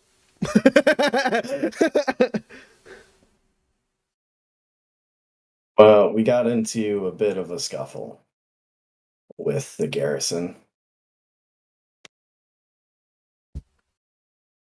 And you all made it out alive, says Kat. For the rest of you, Ariana Abbott, she's around 23 years old. She's got short cropped dark brown hair. Blair O'Neill, not much younger than Ariana. Their hair is dyed green, and sits about shoulder length, put into a couple braids. And Nico Mose, he is a slightly larger fella. Though, like, when I say large, like he's like thicker in the belly, whereas like Blair is like thicker in the shoulders. Like Blair has like very visible muscle on them. But Nico is a little more rotund, and about the same height as Dex. And you would say that Nico is a little bit more rotund, about the same age as Dex, and Nico is probably around 20, and then Kat is noticeably younger than the rest of them. Kat has blonde hair pulled back into a ponytail, and she's probably like late teens, probably not even like 18 or 19. Yeah, I think for like a second, Dex, it's a little bit like when you go back to like a high school reunion and you're with your high school friends, and like all of a sudden all of you are like 17 again. Mm-hmm. And for just a second, Dex lets himself forget the truly dire circumstances everyone is in. And Kat, I don't know super well, or I do know well, but the guns are a new addition. Yes, the gun. When you left, Kat was not a novitiate. Sure. She had been like kind of rotating around your social group a little bit, but she was still very much a squint when you left. Okay. Yeah, and I'll like clap her on the shoulder and like, moved up from squint, huh? For now, I'm looking to become a gunslinger sooner, or a warden sooner rather than later. I got work to do out there. And Blair goes, honestly, I mean, she talks a big game, but you should see her in the range. She is talented. And Nico goes, I've been getting pretty good myself. Honestly, I think it's almost time. I think I think that Monaghan's gonna let me go on the riot soon. Oh, Nico, I lay a hand on his shoulder. I'm so sorry. If you think that, it can't possibly be true. Everyone starts laughing. That's where you see Nico chuckles and like smacks your hand away. He's like, no, I'm serious. And everyone's laughing. Blair is laughing his ass off. Kat is laughing, but also you see like this kind of like cold, like, but it's true. Like, that's what I've been telling him. He won't listen to me because I'm 17. And Ariana lets out, like, she like kind of covers her mouth a little bit and says, stop, to you, Dex. Sorry. No, it's good to see you guys. Sorry. These are my friends. Every one of them has saved my life at least once or twice. This is Gus, Porter, Eloise. Gus, Porter, Eloise is Ari, Blair, Nico, Kat. Nice to see you do hang out with people your own age sometimes. Me and Eloise are like the same age. Yeah, that's fair enough. Yeah, it's nice to meet y'all. I'm Gus.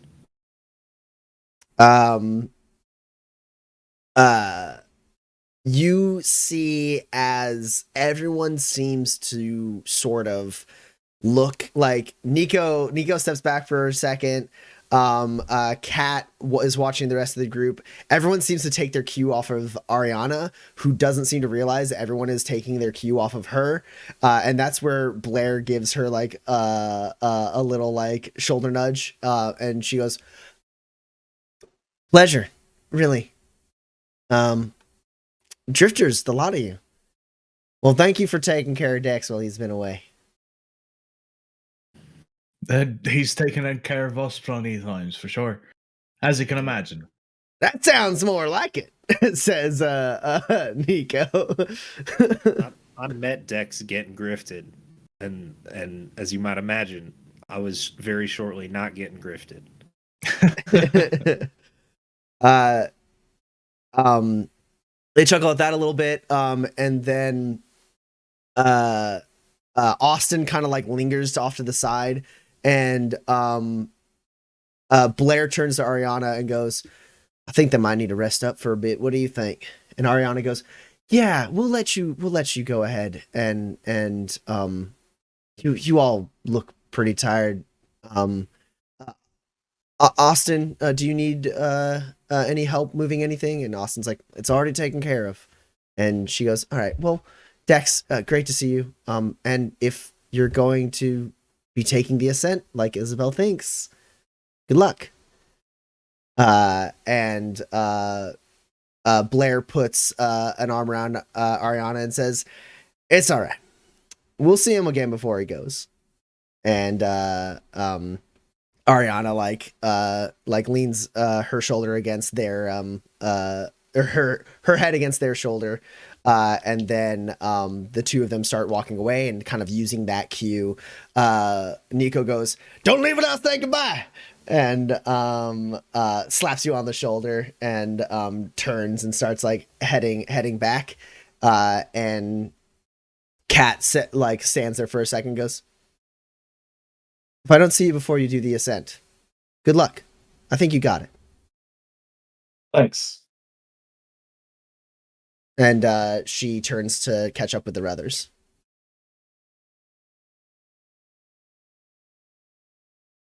So, rooms are this way, and I start leading folks to bedrooms. Let's go to meet your friends, Dex. I hope, I don't know, maybe we can all catch a meal or something. I'd love to know about on the peak Dex, old school Dex. Can there be an old school Dex when you're only 14? A lot can happen in 6 years.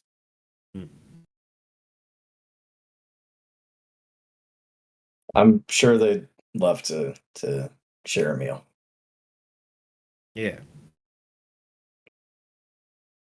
And with Dex and Austin leading you, you head up some stairs, down a path. Kind of, it's like a little bit cramped. Like the hallways are a little narrow.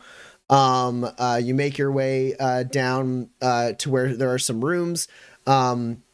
And that's when basically, Dex, you know that Austin stops at like the turn that leads to the hall that like has your room.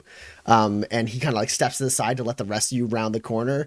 And that's where you see, amidst some rooms that seem to be open and ready for your friends, the room that is yours, the door is shut, and leaning against the door is Isabel Guerrero, a woman about in her late 30s.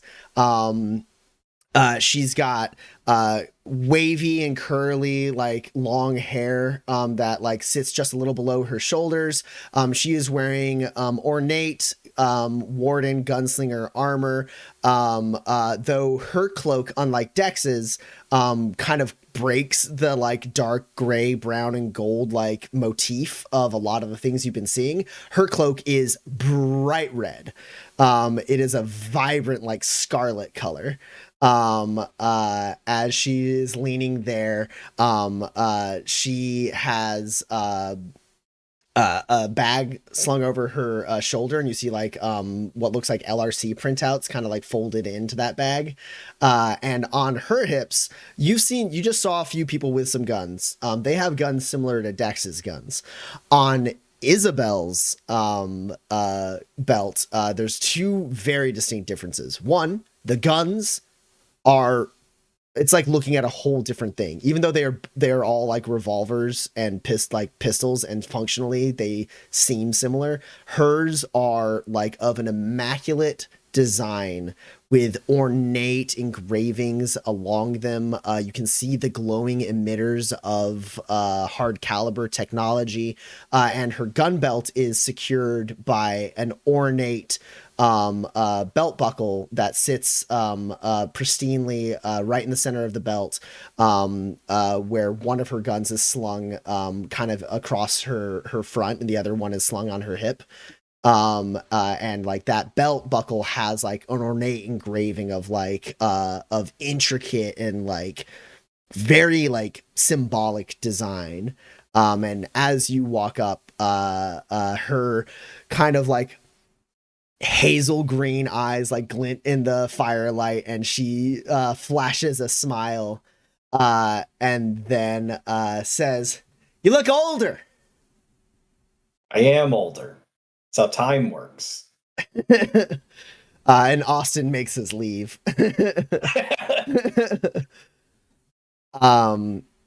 And she steps out, walks over, meeting you guys about halfway, looks Dex up and down, and then looks over his shoulder at the rest of you and kind of just like shoves him out of the way unceremoniously and is like, "Isabel Guerrero, at your service." And she reaches out a hand to whoever's directly behind Dex. Yeah. Hey, I'm Gus Gurley. It's great to meet you too. We heard a lot about you. Oh, thanks for the tip on the ice cream in God, I just looked it up. Tobias Station. Thanks for the tip on the ice cream at Tobias Station. You went? Oh, Dex. Well done. Well done. She steps off to the side to reach a hand out to Porter. Porter Janus, you're the person that brought me that blessed delicacy. Thank God for you. Thank you so much. You're a Yes, lovely indeed. person. Yes, indeed. You hear that, Dex? Proper respect. And then she turns to Eloise and goes, "My goodness. Madam, would you care if would you excuse me if I were to fall on my knees here for a moment? Your beauty has weakened my legs. I'm sure a moment down on the ground would just, looking at your profile from down low might just set me straight." Isabel Guerrero, at your service. And she reaches out a different handshake for you. Hi. And she takes your hand and like kisses the top of your hand. And she goes, "What has Dex done to get himself such amazingly talented companions?" Well, he shot a bunch of guys. That's what I thought. That's what I thought. You're nothing without me, kid. Don't forget.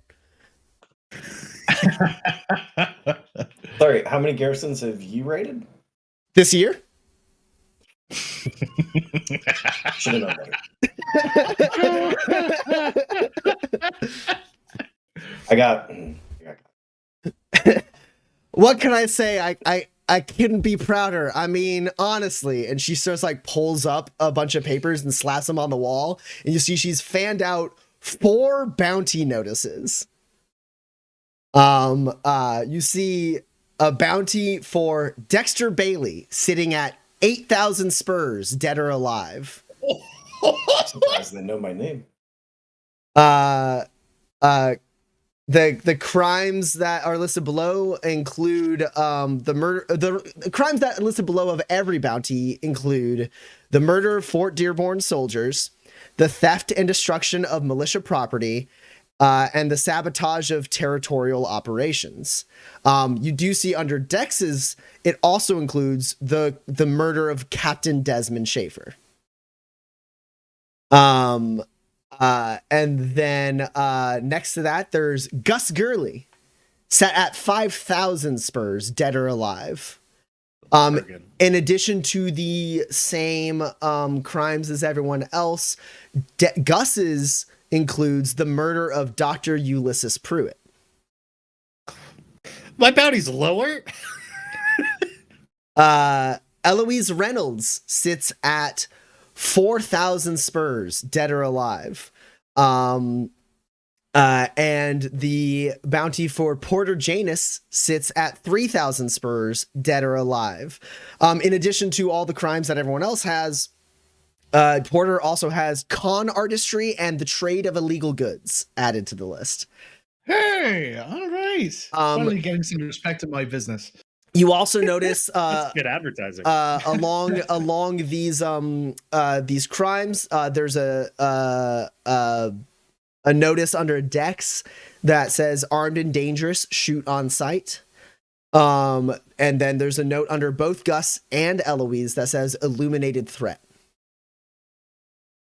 And probably a little less silly is there is a rendering of each of your faces on each of these. How much do they look like us? They look a lot like you. Wow. I'm gonna get a big ornate chest piece that says illuminated threat. And Isabel, cracking a wide smile, says, "You come home and you come home worth more than when I found you." I'm just saying, the training works. They didn't catch your good angle, though, I have to say. It's going to be a problem. Yeah, I thought so. What seems to be the plan? I mean, you're walking back here, wanted man, your friends also wanted, and I see that they do not find it as amusing as I do. Where did you find them? They've had a bit of an ordeal as well. They could please rest on now. Absolutely. Well, your rooms are here. I made sure to get you all rooms nearby Dex. Eloise needs a room with a window. Okay. That's fine. That just means that one's yours, Eloise. Thank you. And I just walk right in there and shut the door. Excuse me. I think Porter definitely starts to follow, and then the door closes before he can get in anywhere near it. This is something I said. I don't think she's ever been wanted before. Yeah, first time for everything. Mm-hmm. Well, judging by what you've sent me, Dex, sorry to have to be so cryptic. The right has its own special set of rules.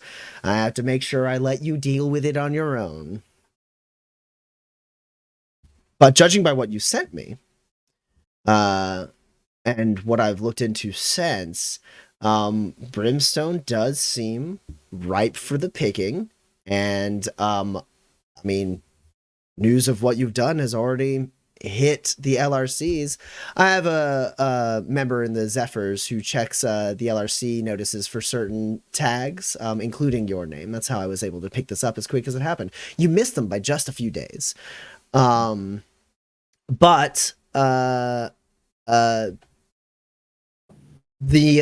they've kept it relatively on the hush as to why you were there, and I don't recall you informing me what good fight you're fighting, but I figured you were coming back victory in hand, ready for some better artillery.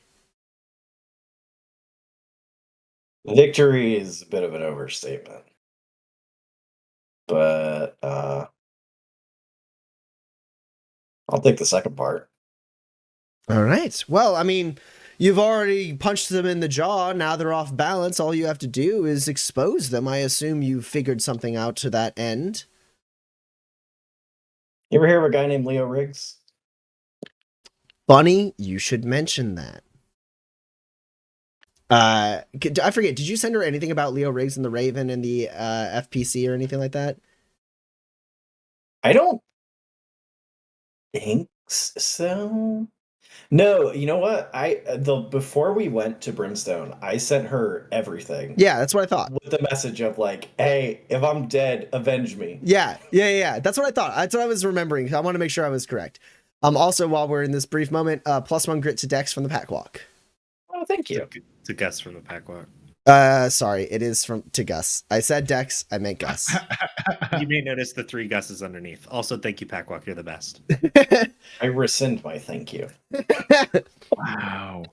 She goes, funny, you should mention that. Your friend, the Raven, has been busy over the last day.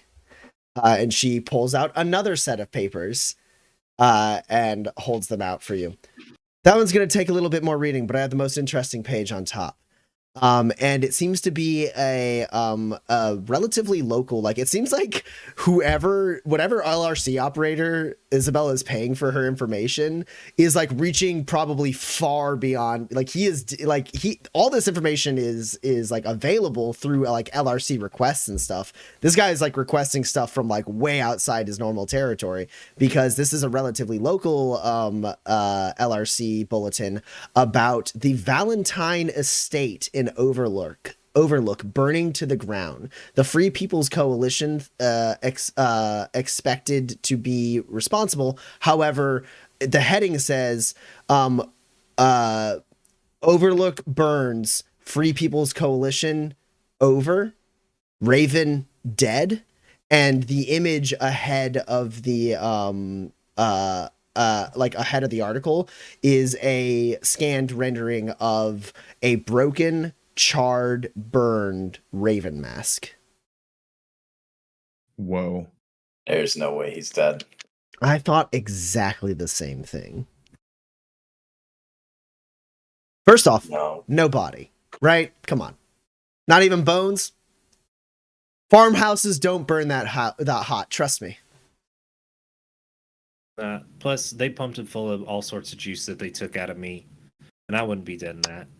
Wow, what kind of a time were you having? Bad. Right. Is this one of those moments where I should be a more stoic and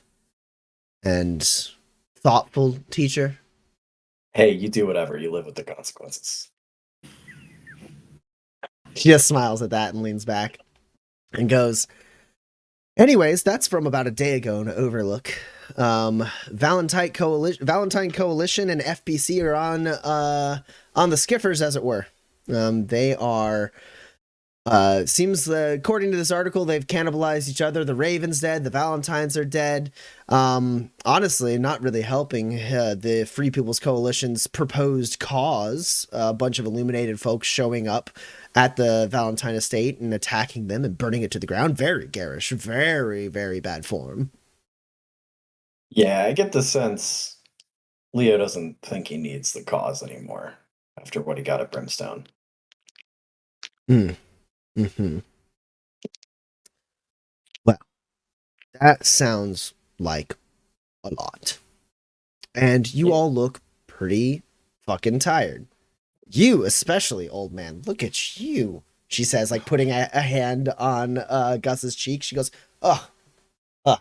I bet you are truly a menace when you can stand straight.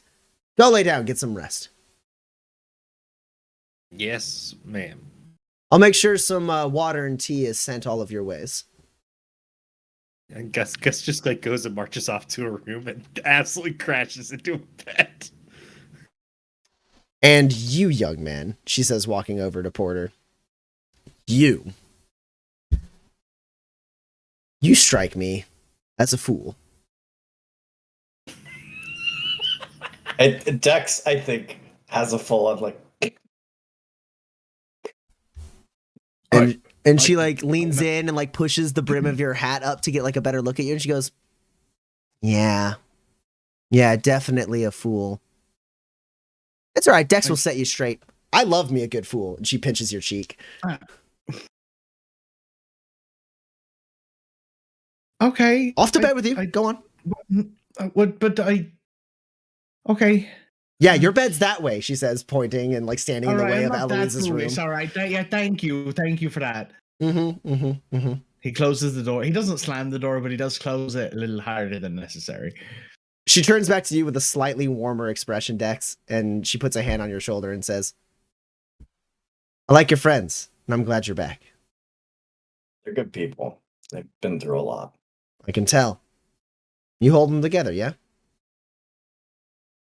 I do my best. Do better. Okay. You know where to find me when you're ready. She like tussles what little hair you have. Yeah, all right. I could use a night's rest before I climb a mountain. Seems smart. See? I just raised you so good, she says to herself as she walks away. Yeah, you did all right.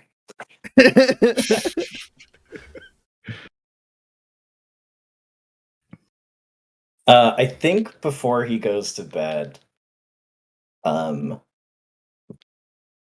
Dex is gonna go find Blair. Okay. Yeah. You, through asking various stewards and so on, you're able to find your way to where Blair is. You notice that I guess if it's relatively, it's getting later in the evening, so I think you're able to catch Blair like in their room. So you knock, they open up the door. They don't look like they've been like asleep for a minute, but it looks like they were just getting ready to go to sleep. So they open the door and they go, Bailey?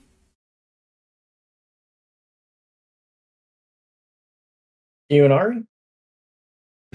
Yeah. Okay. Happy for you. And I clap him on the shoulder. Have a good night. You too. And yeah, they sit there for a second. They don't like quite have anything to say at first, and you walk away and like off camera they think they finally think of a thing to say and they go ah, and they shut the door.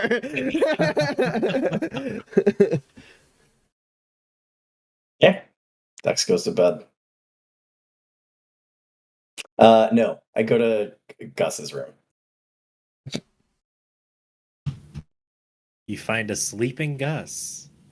And Dex takes Caldwell's guns off his belt and leaves them next to Gus because those were not handed to me. Nice. And then I go to bed. And guess what, y'all? Y'all get a rest. Wow. Regain the appropriate amount of hit points, regain the appropriate amount of shine, and if you have any injuries, which I know some of you do, you can mark 1 rest on your recovery.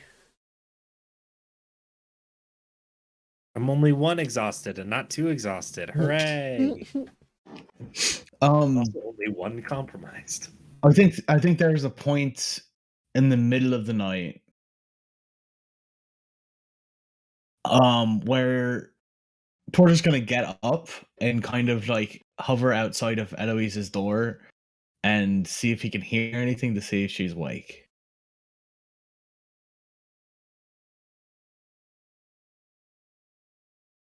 I don't know about all the lights are on, but there's light on the other side of the door.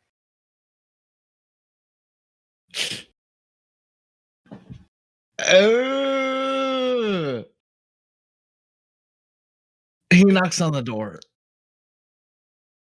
Eloise, there's a knock on your door.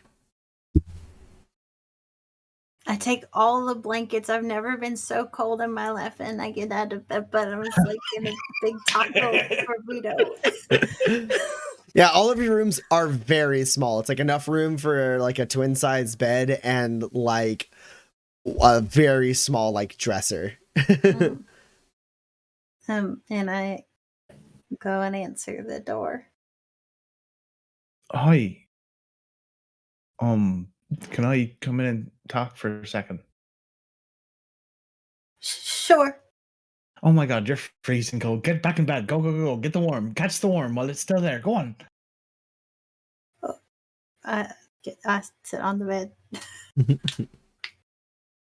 I sit next to you.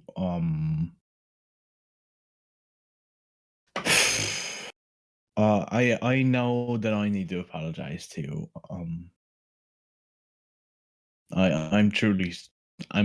I did not make the best decision in the moment. I had this whole conversation with Dex about sticking to the plan when the plan is made and adapting to the plan when the time is right, and but overall trying to achieve one singular goal. And I think that I just had a different goal than everybody else, and I'm sorry that that put you in danger.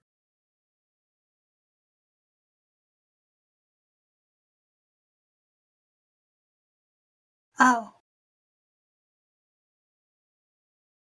y-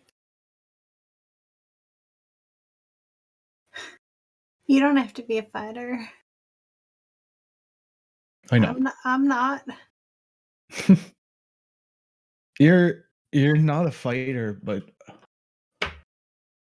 look, I can't tell you how upset I was with you when you gave yourself up to Henry Fassett. You absolutely broke my heart. And you are so young and comparatively new to life, and somehow you are the smartest person that I know. And in that moment, you are the bravest person that I know. And I just knew that I didn't deserve what you were giving me. I love my family more than even I know. And I want to get back to them, but I just realized that didn't come at the cost of other people's lives. And you keep risking your life for me, and Dax keeps risking his life for me, and Gus, I almost killed Gus. And I don't deserve that. But I'd like to figure out how I can deserve it.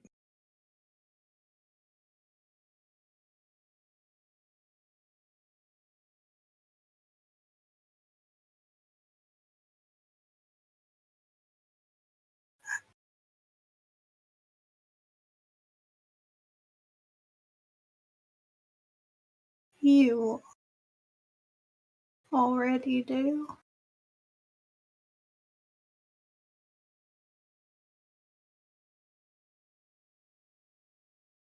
It's not. It's not a balance sheet.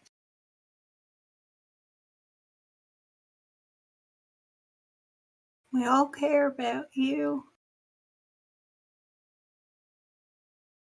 That's You don't get to change that because you don't feel good about yourself.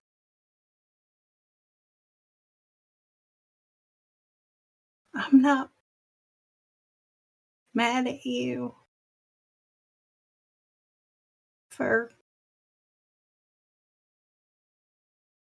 anything. I'm not. We talked about it. We already decided that that gun wasn't worth it.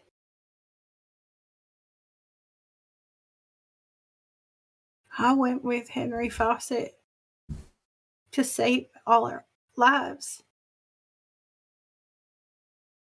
And I would do it every time. Even knowing what was coming. So you gotta square it with yourself that you're worth more than what you think.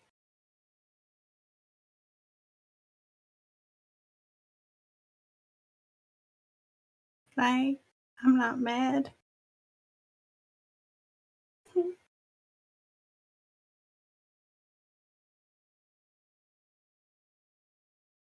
Did, And I'm gonna get you to your family. That's already fixed, or it will be. It's in the cards.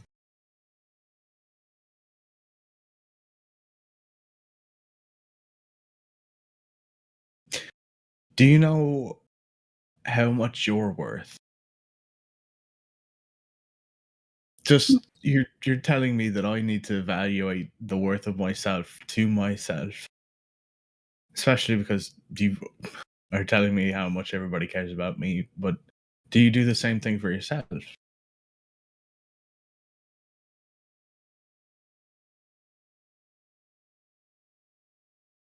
Thing is, Porter, is that you have intrinsic emotional value.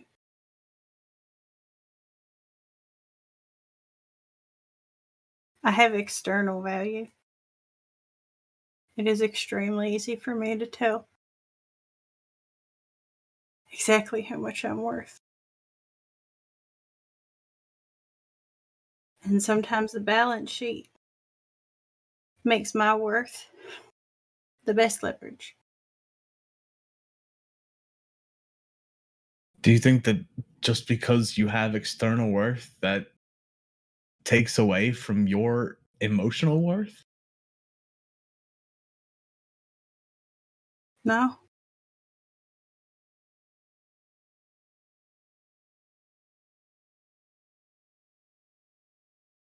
No.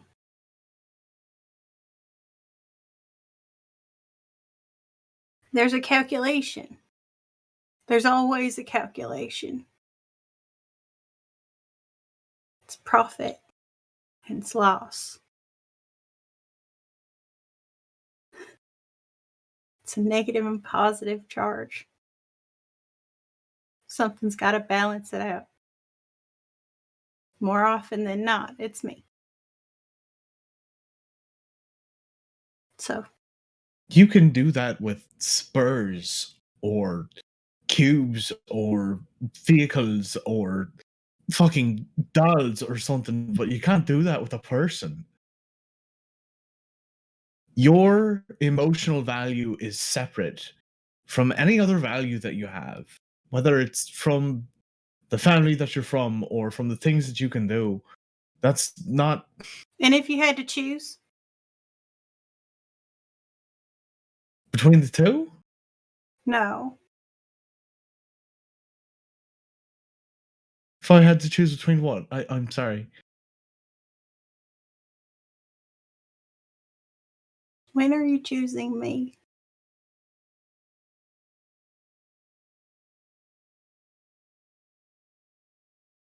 If we're talking about worth,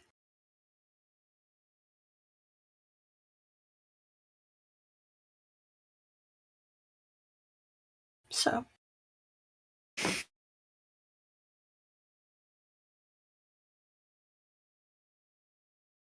I can't keep putting you in danger. you don't get to choose when I'm in danger.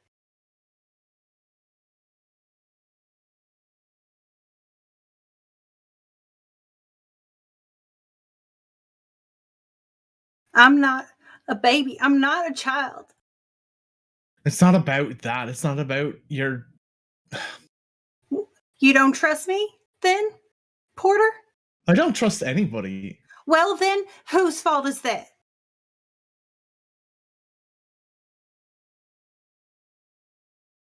It's my own fault. Good. It's my own fault. At least you can say it.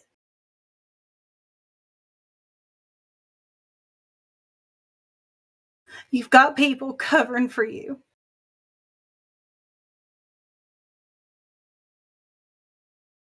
You get in trouble with the family for smuggling. You got Rund covering for you. You make bad decisions and get in a fight in the bar. Guess what? Gus is right there standing over your shoulder, intimidating people away. I build you better armor so you don't die when you make those bad decisions. I literally carry a shield that I put in front of you instead of me. And Dex has killed more people than I can count. I blew up an entire cavern full of people who were crushed to death for you. And if you don't trust anybody,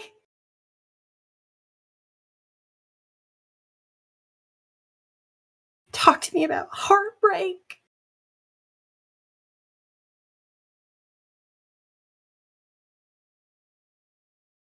You have 3 people thousands of miles away who are, as far as I can tell, doing just fine. Well, you have 3 people here who are desperate for you to care about them.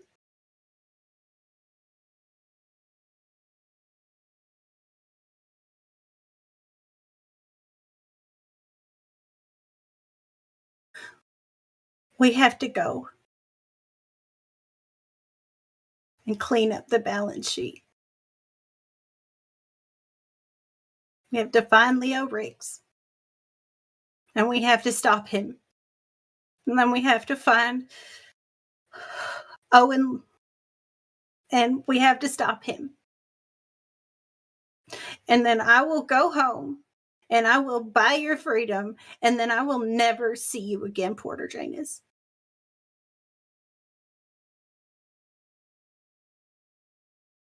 Because you don't give a damn about me. Except for how I make you feel. And the next time you want to play pile, you can do it with somebody else.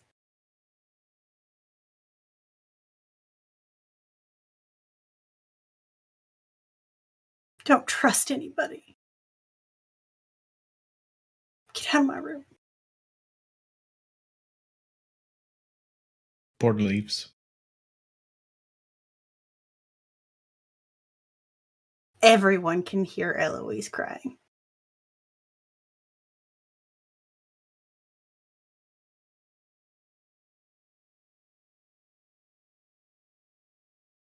Porter, you don't get a rest. Yeah.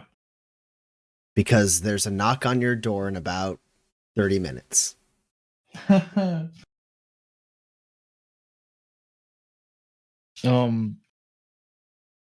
Will I answer it? Standing there, as bright and attentive as you first met her at this late hour, is Isabel Guerrero. Hi, Miss Guerrero. Sorry, something wrong. You know how to shoot? A little bit. Perfect. She tosses a rifle your way. Ooh, all right. Do I need to grab my coat? Please don't tell me we're going outside. Move your ass. All right. Okay. Let me follow her. She does lead you outside. Did you grab your coat? I had a feeling. I definitely Okay. Yeah, your coat's pretty thick. It helps a bit. Yeah, Middle of the night. As you step out, the wind cuts into your ears, biting on your face. And she walks out and says, "That's your mark," and points at like a little dark stone that she's like moved some snow away from. Oh, all right. Are we gonna wake people up? I mean, I'd hate to. Wind be rude. does wonders, and then she walks away from you, pulls out a nail, hammers it partway into a post, and walks back to you and goes, "That's your target." Okay. I try and shoot it. Yeah, go ahead and roll at a -9.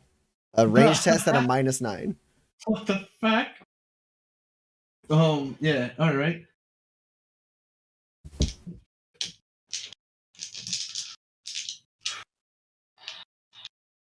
Sorry, I'm just adding my bonuses. All right. Good. Let's talk. Yeah, that's no hits. Cool. You fire a shot and she goes, "God damn, I knew you were a fool. Go ahead, give it another go." Yeah, I'll give it another go. That's one hit. Wow, you almost got it there, didn't you? You hit the post more than the nail, but I think it went in about a centimeter.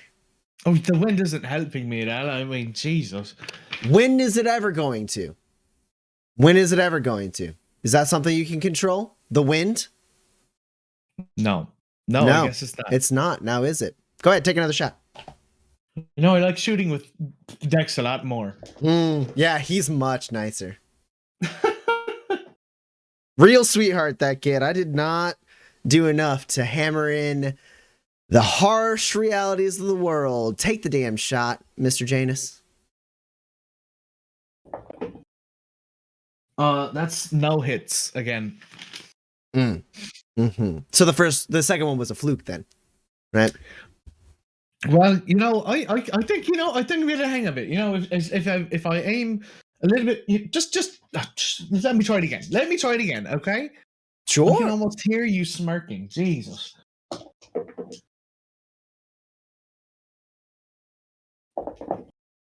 That's one hit again. You kind of almost nicked it there. Right. Here's my deal, Mr. Janus. Here's my deal. I don't like seeing hurt people get more hurt by the people they're supposed to be close to, and I'm a light sleeper.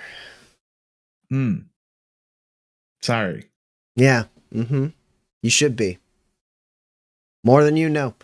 Now, my deal is you can go to sleep and re-enter this guild hall once you drive that nail into that post. So I'll be doing this all night then.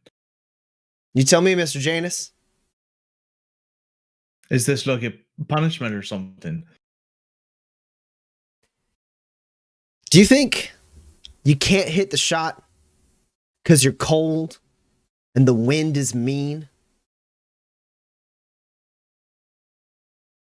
Maybe, yeah, right. Describe to me what you're feeling. What's your body doing right now? Wind nipping at your face, cutting into your ears.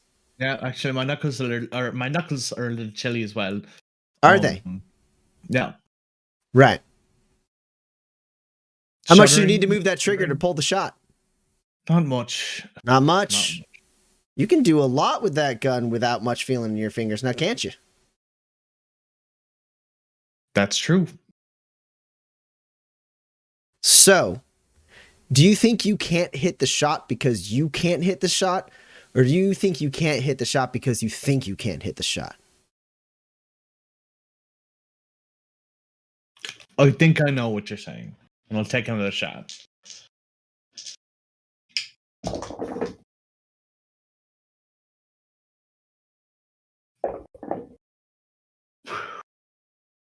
I'm going to play to the gallery. Down. So I can roll this to...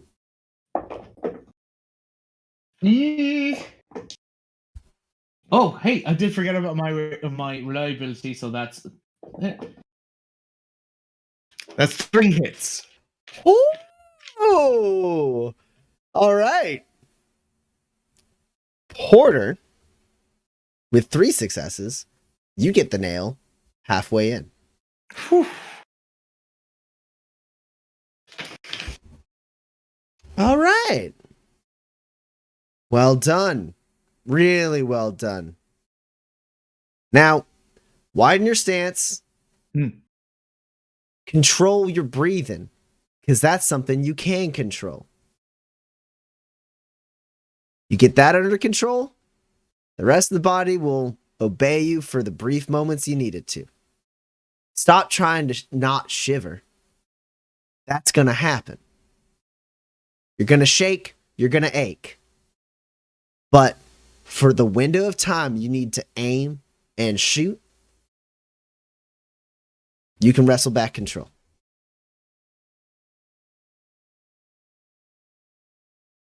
All right. Go ahead. I got all night. All right. Porter does the breathing in through his nose, out through his mouth thing. Oof, this -3 is killing me, Tommy. It's a -9. What are you talking about? Well, I say -9 gets me to a 3 is what I'm saying. Got it. Yeah, that's no hits on that one. And this, fool, is why you're a fool. You can be told exactly how to do it right. You still fuck it up, don't you? More than you know. The thing is, and she like whips out, in a flash, she whips out her gun, and looking you dead in the eye, she pulls the trigger and goes, "It's not that hard." And you look and you see where there was a nail, there's now a hole.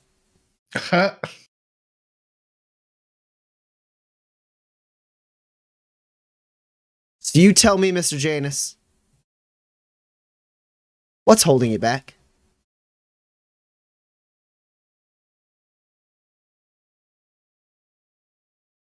I guess it's just myself. Damn straight. And do you feel like knowing that has any effect on the outcome? I could meditate on it for a while. Right. I'm going to let you in on a secret. Ain't no one good enough to be good.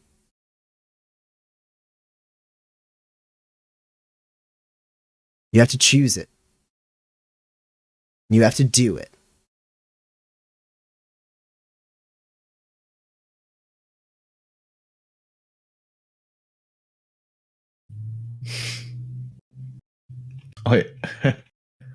Okay. Is this what you all do here on the Silent Peak every day? We also are really good at crosswords, she says as she takes the rifle away from you. Can I take that back? I didn't get my nail in. She like kind of holds it up, checks it for a second, and then hands it over to you, goes over and like grabs like a bundle of ammo and sets it down by you. And then walks down, hammers in a nail a little bit lower from where she hammered it in before, just enough to hold it in. You realize like this wood is like an extremely like sturdy, like hard wood. Like you hit that nail and it only went in a little bit. Like you gotta drive this thing in. It's kind of like a bulletproof like wood. You like your shots that winged the wood like barely dented it. That's wild. And then she walks back over to you. And she goes, "You right out there with my boy.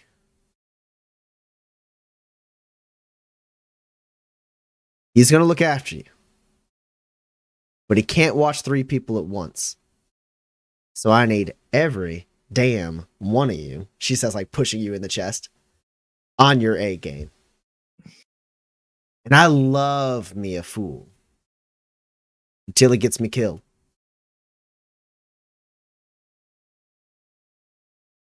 She puts a hand on your shoulder and says, "I'll see you when you get that nail in." And she walks inside, leaving you outside. Well, I can see why Dex loves her so much. I'm going to take one shot before we cut away.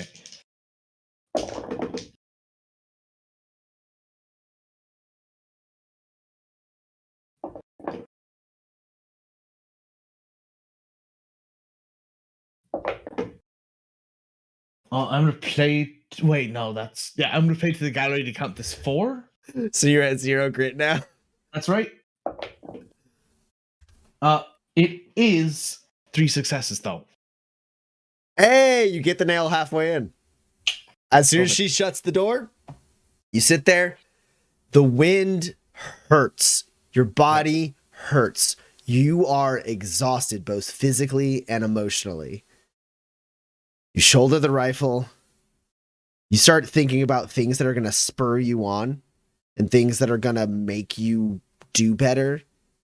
The things she said, the kind of like need to be a better person, those kinds of things start rifling through your head, this kind of cacophony of like, is this the fuel you need? Is this the fuel you need? Is this the fuel you need?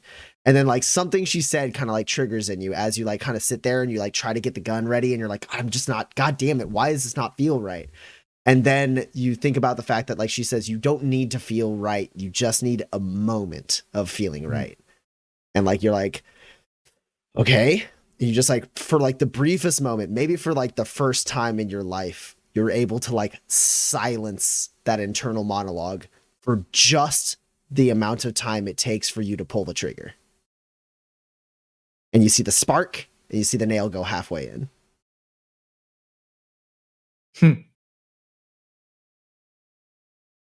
+1 grit to Porter from Bua. Oh, thanks, Bua.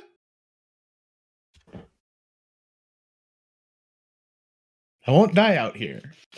Well, I do need you to roll an endure test for me, real quick. God, Wow. this cannot be. What does the boy in? We come outside and there's just a frozen salad porter with a rifle and a nail 3/4 of the way in. Oh God! All right, you said endure, right? Yes. Because you're not getting a rest. Yeah. Well, it's one hit. Okay. You take 4 damage directly to your hit Sure. points. Sure, that's fine. What does that leave you at? I'm at 4. Okay. All right. I'm in the safest place I could possibly be. I'm not too worried. Yeah. As long as I don't do anything like bad. Porter, you do eventually get the nail in. When you do, you look around it and you realize it's not as dark as it was like last time you checked. And you're like, oh, that's the sun coming up over the fucking mountain range right now. And there's like, you look back and there's like people watching, like they're not like standing still watching you, but they're like going about their business and they see this fucking random dude standing on a ledge with a fucking rifle having just done some shit. And then you look over to like a different angle and you see a man standing there. He's got guns guns and a gun belt similar to Isabel's. Mm-hmm. So like full-fledged warden. And he like regards you, and standing behind him is a row of children with rifles.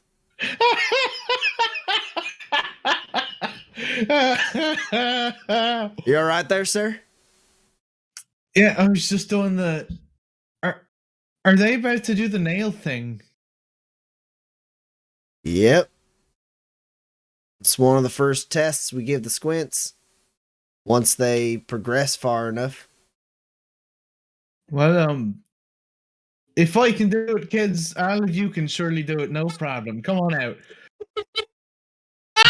Good job. Yeah. Oh, that rifle's bigger than you are. God damn it. He reaches out. He's like, "You want me to take that for me?" Oh, please. Yeah. Sorry. Do you know where I can get some tea? Well, I can't move my fingers anymore. Right. Go ahead. Head on in. Go down the stairs. Go straight back into the central hall. You'll smell it, and you can follow it from there. Great. Cheers. Thanks. Hey, for what it's worth, the first class is always the youngest. We got some folk your age too. I appreciate that. Yeah, I mean It they come seems later like- in the day. There ain't too many of them, but that also makes sense. I do appreciate it. What's your name, sir? Monaghan. Cheers, Monaghan. Have a good class. Don't be too hard on those kids. They're kids. You know, I only know one of you people, and she seemed like she was very rough, so I just had to say it. Wait, did you come in with Bailey? Yeah. You that's- talking that's my about Isabel friend. I'm talking about Guerrero? Isabel, yeah. She's the harsh one. Oh, oh, brother. No. Go in and enjoy yourself some tea. Cheers, Monaghan. All right, kids. You heard the nice man. You got this.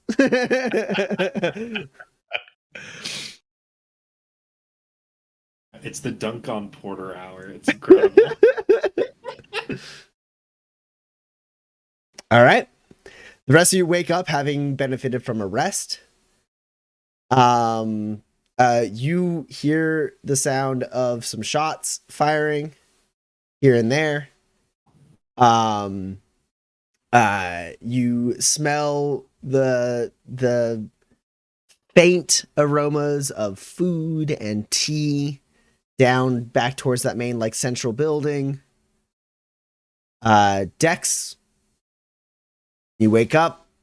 The crack of dawn. That same crack is in the ceiling from the last time you left. I figured they might fix it. Eloise, you wake up feeling about as rested as you can technically feel to be able to say you feel rested. Gus, you wake up sore, stiff, but better.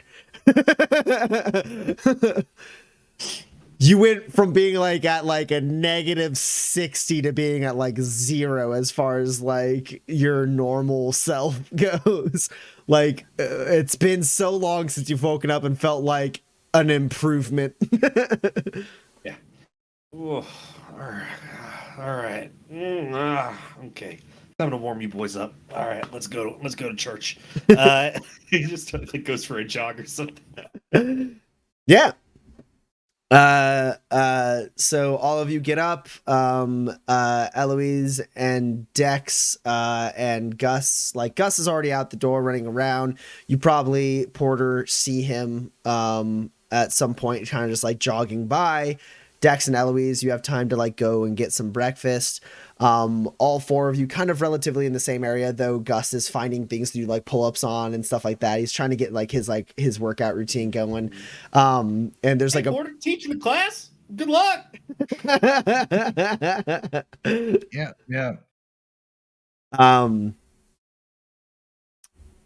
And as you all kind of converge into this hall where there's a set of a few like handful of like round tables that are low to the ground that you can like kneel down on cushions around, with like a kind of a half moon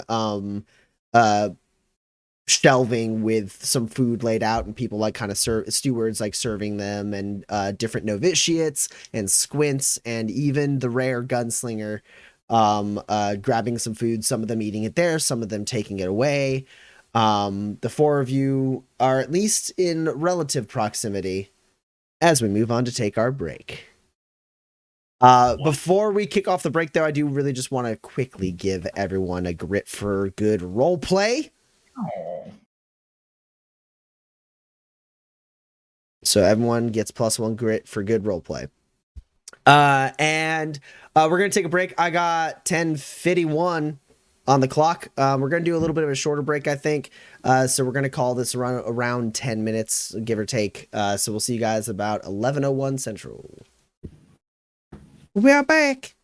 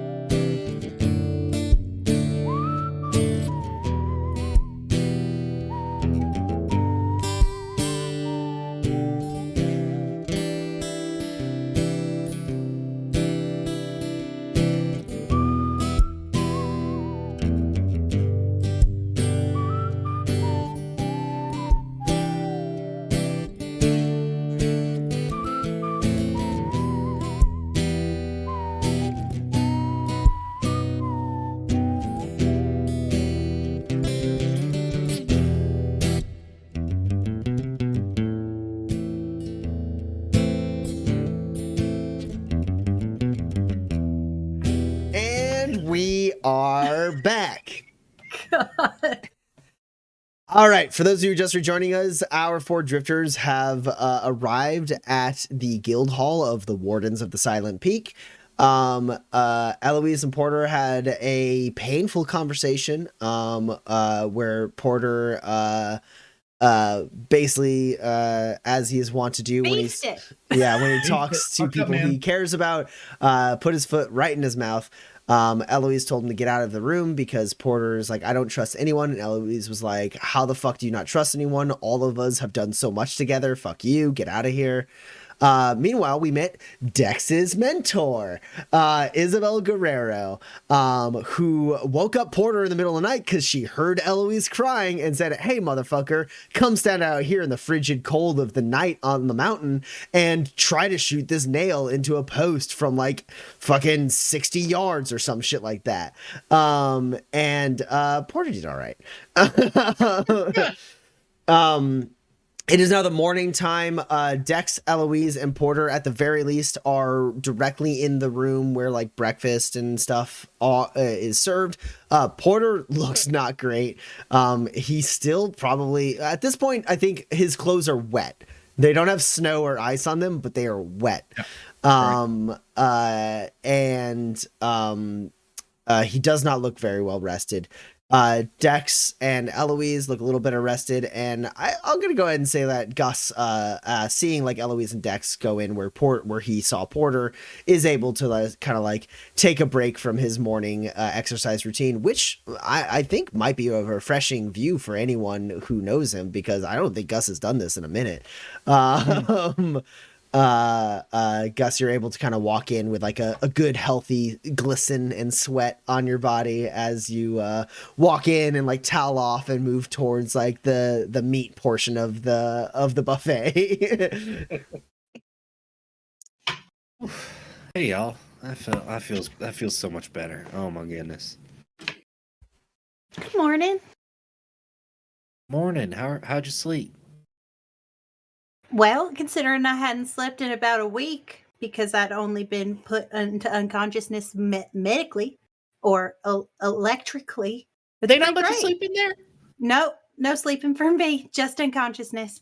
Oh, Was well, wonderful. dang. Yeah, no, this was Since the cavern, actually. Dang, I was in a Freedom City penthouse compared to you. Yeah, you got to make a friend. Imagine. Yeah. Well, I'm glad you got sleep. Me too. That's nice. Dex, how's it feel to be back home? Do you consider this your home? I suppose. Well, you It's talked hard. with your friends yesterday. Feels like it. Yeah, it's not. It was nice that they were here. Home isn't quite right, but it's close. Sure. Porter, you teach those kids good? I didn't know you were that good of a shot.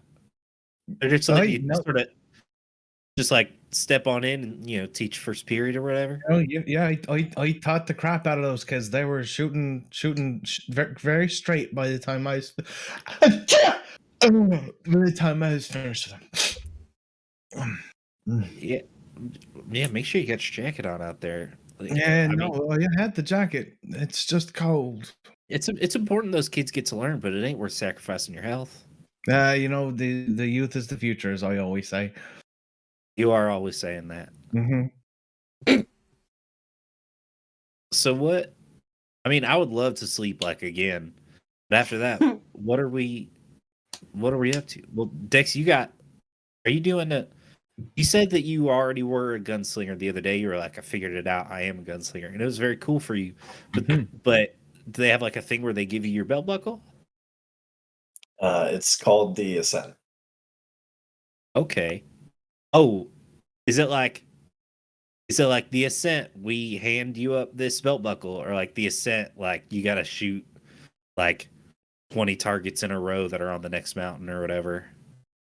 No, do you remember when we flew in? There was that building sort of far away and a bit higher up. A little bit. I was sort of in and out. It's at actually that pretty point. well hidden. Dex is realizing that like he knows it's there, and so he Yeah. he recognized all the signs. I think no one else noticed it. Like if you know where to look, you can see it, but otherwise. Um, so you climb up to there, Okay. and you face the final trial in there before you get your belt buckle. And what's the final trial? I don't know. Oh, dang. So there's no way to study for it or nothing. Well, Yeah. that's nuts, but that sounds like it'll be fun. I don't think it's supposed to be fun per se. Hey, anything you get a cool shiny belt buckle at the end of it's got to be a little fun, right? It's like you're doing a contest and then you win a belt buckle. At least Uh, you'll have a sense of accomplishment. Regardless. Yeah.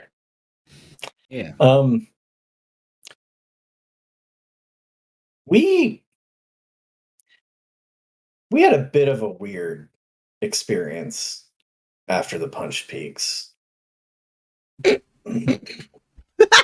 He says, gesturing to Porter and himself. Yeah, so did we. We followed a jackalope into a storm. And on the other side of the storm was not the Punched Peaks.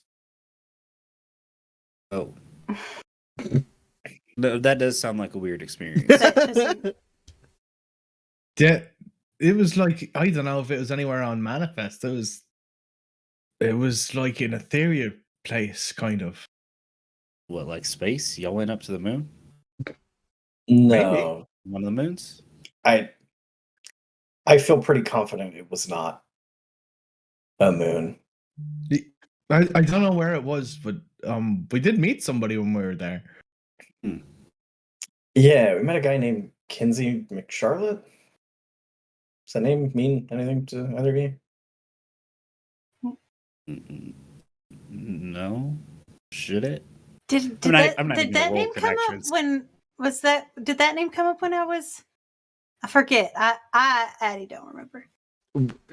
Did Kinsey come up? Within this campaign, absolutely not. Okay, great. I think No, he talked about the drifters, but he didn't call any of them by name. No, he did say the other two. He really? did when he was talking about where the gun was. Yeah. He mentioned Yen and Pax, but he Leo did not say the name Kinsey McCharlotte. Yeah, no. Yeah, I didn't really expect the name to mean anything. But that gun? Sorry, I forget. Did we see Pruitt mention the gun, or was that Yes. something only Ellie saw? Pruitt mentioned basically Leo said Because we saw the conversation with Leo. And You he saw told the Leo, whole- like, you don't need the guns and what they lead to. exactly, and Leo was like, "You're after the guns," and Pruitt was like, "Of course I'm after the fucking guns."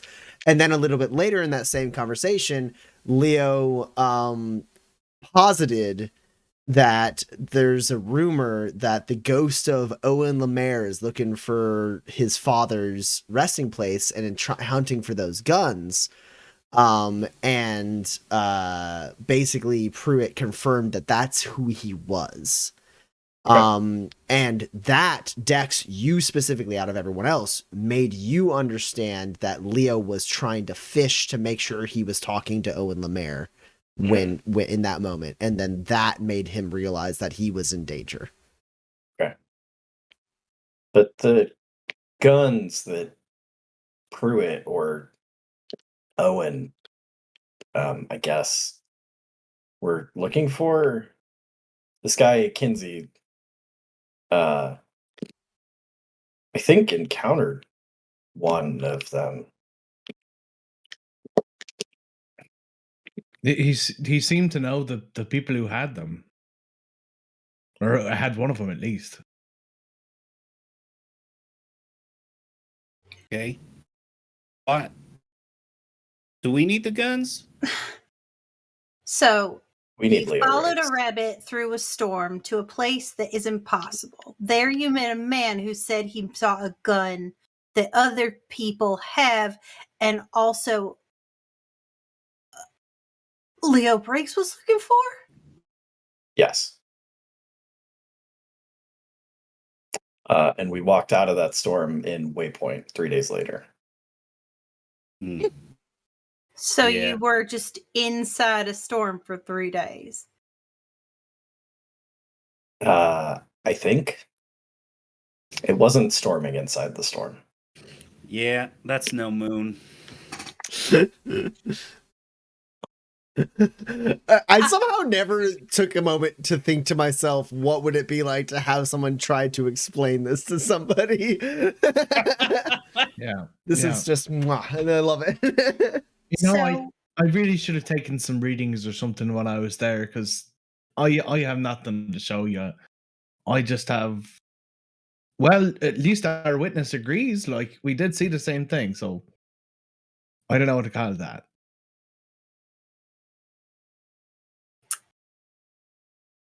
So, Maybe some sort of Well- shadow mancer thing. that's not a thing.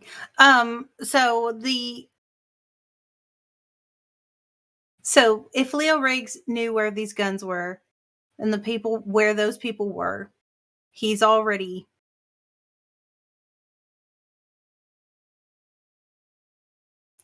shared that information.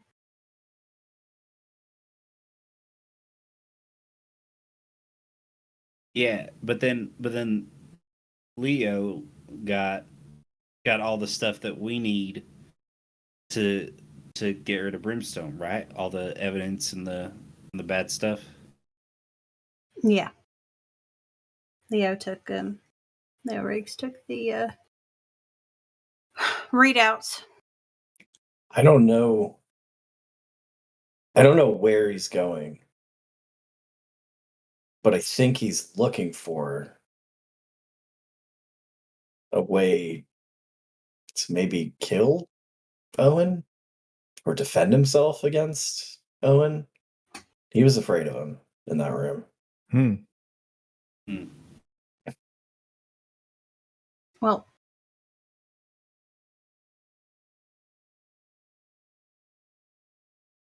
my guess is I know more about Owen than anybody else.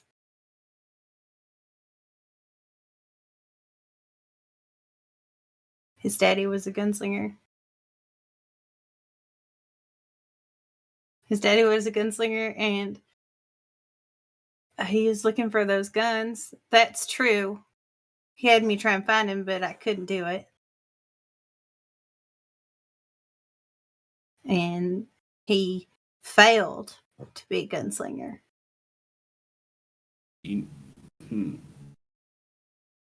Like, do we know where we're at? Because, like, It was if I like a had to- castle in what looked like probably the Heartwood Forest. Because, like, I gotta imagine, Dex, I have to imagine that, like, if there's a library in here somewhere, like, a bunch of the books in there are like, here's how you kill a Augurinho, here's how you kill a, Shadowmancer. It's my like thing. mostly it's in the new one. We didn't wake you up to read it. But like, if I wanted to like learn how to kill something, I feel like gunslingers would know. Right? Does that make sense? Because he's a gunslinger and he wants to learn. I mean, if Leo knows who he was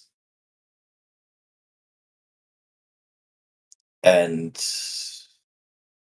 he was trying to be a gunslinger, whatever guilds he was a part of might have information about him. Wait. So the cast. Hold on. My brain's putting stuff together. The castle's in the Heartwood Forest, right? I mean, that's what the vegetation looked like. It was like on a cliff across a river. It's a gunslinger castle. Or just a house that they lived in where a gunslinger lived. But I But, think like, so. It was way bigger than a house. I mean, when I say house, I mean like grand estate, mansion, castle. Like it Okay. was a oh, castle. I guess Eloise might think that's the size of a normal person's house. I've seen normal people's houses. And that's where, ain't that where the Legionnaires are? That's where we got to go to turn in these. That is the territory where the Legionnaires are, but there might be more than. Legionnaires might know. Gus, There's the something else. the instructions given to you said that you had to follow a river that has a name and is in my notes. There's a river we got to follow that has a name. Flagstone. I wrote it down.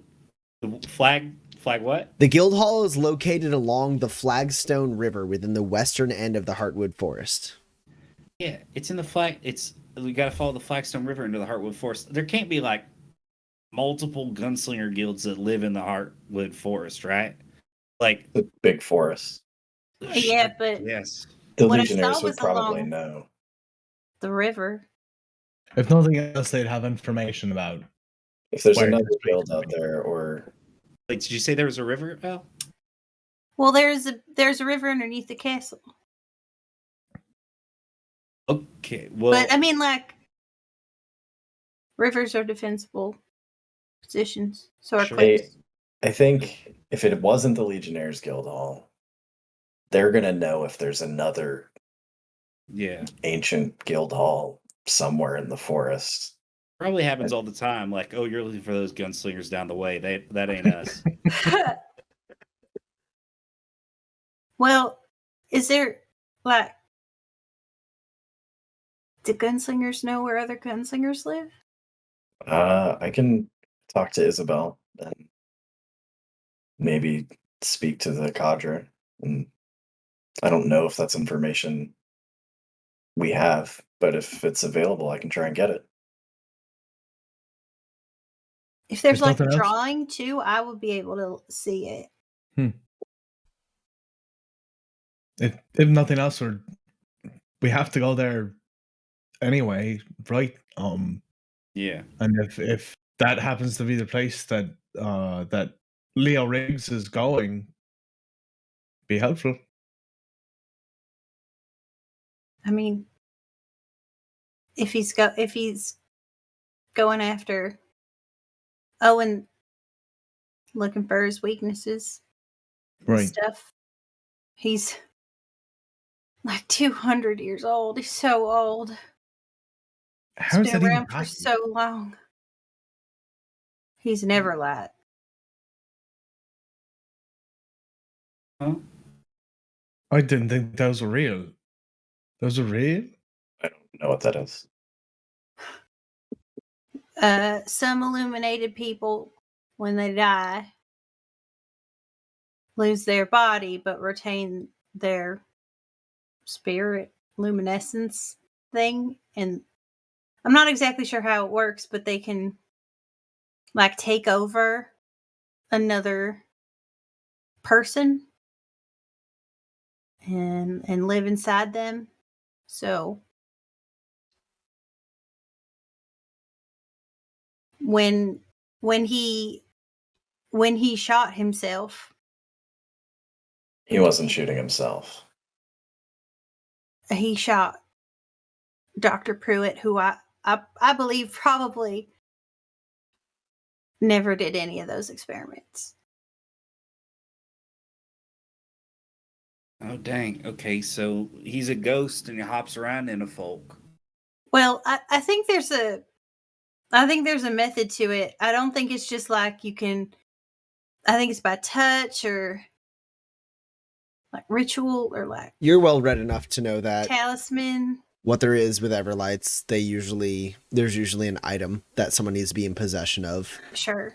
I think usually there's like an item or like talisman or like something that has to that carries their spirit when they're not corporeal, I guess. But of course, he was a ghost when he died. The body failed, but he kept standing. Which, as far as I know, is not supposed to happen. And also, you're not supposed to be able to vibrate the bones to dust inside somebody. Which is what he did right before he shot himself. Gus saw that one. Yeah. Yep. I saw that one pretty good. Didn't like that one. A lot of stuff happened in quick succession that I'd never seen before and was horrified by. I'm so sorry. It's not funny. Yeah, it's gallows humor. It's fun to laugh at the things that hurt you sometimes. But basically, I would also like to know more about Owen. Let me talk to Isabel. Our library is not really open to outsiders, but it's not books about how to kill logarinos. Gus, Not one. might be in there. It's mostly the journals wardens keep. Okay, but what else are they writing about besides like, okay, I saw Ocarino today, here's how I shot it. Why are gunslingers going out shooting Ogarinos for? It's not like there's an evil Ogarino, going over and taking out towns on purpose. Yeah, Dex, what did they do?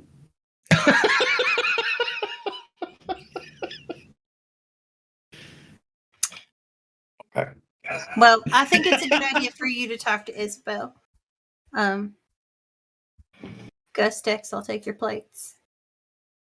If you're done. Oh. Yeah. Sure. Thanks, Al. All right. I take the 3 of our plates and I clear them. And I got planned a fucking coat. Gus is very concerned, leads over to Porter, and he says, "Hey, Porter, you think Victoria from Light in the Darkness might be an Everlight? His wife's evil twin sister? That'd be a hell of a twist. It explains so much, I think. Yeah, it ties a couple of the things together. Like like how she knew about the things that happened after her first death. Mm-hmm. Oh dang! And she's not an evil twin. She just took over Rachel's body, and he was so close to his wife, but she was in there. Oh, that's so sad, Porter. Does that mean that his evil twin, that her evil twin is his real wife? The whole time their love was never real. Oh my God, Porter! Don't say that to me. I can't take that. They haven't. It's not. It's just conjecture. It's probably not that. I love the theorizing, but that one made me too sad. Sorry, buddy. I apologize. I'm a little out of it right now. Love is real. Porter, their love is real. There's one thing I know. Thing he's got going.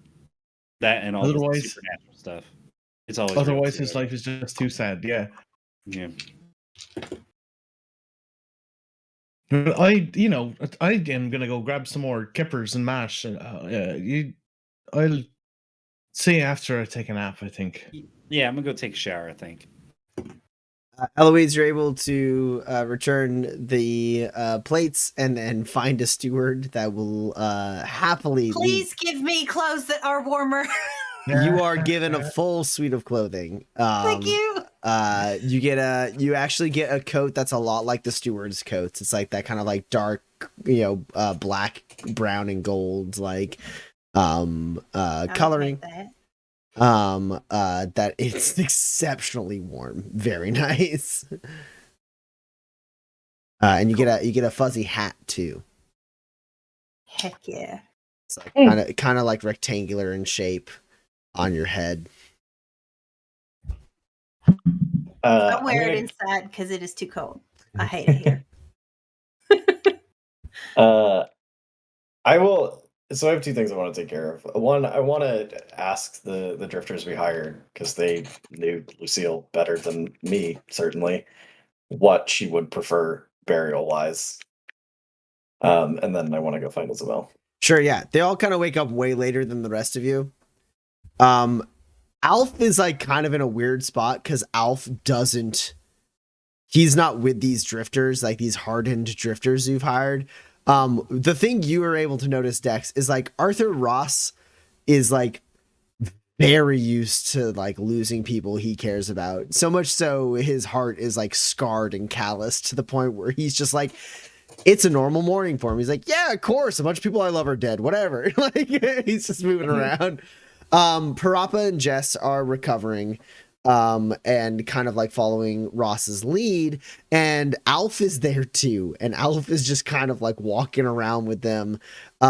Jess and Parappa are kind of spearheading. As you approach, you hear them spearheading. They're like, well, we are done with the contract, so I believe we can leave whenever we want. I talked to one of the stewards. They said that the nomads come once a month. I do not want to wait for once a month. I'm thinking perhaps we can put some money together and buy a transport of some kind out of here. I mean, this place is nice, but it's not that nice.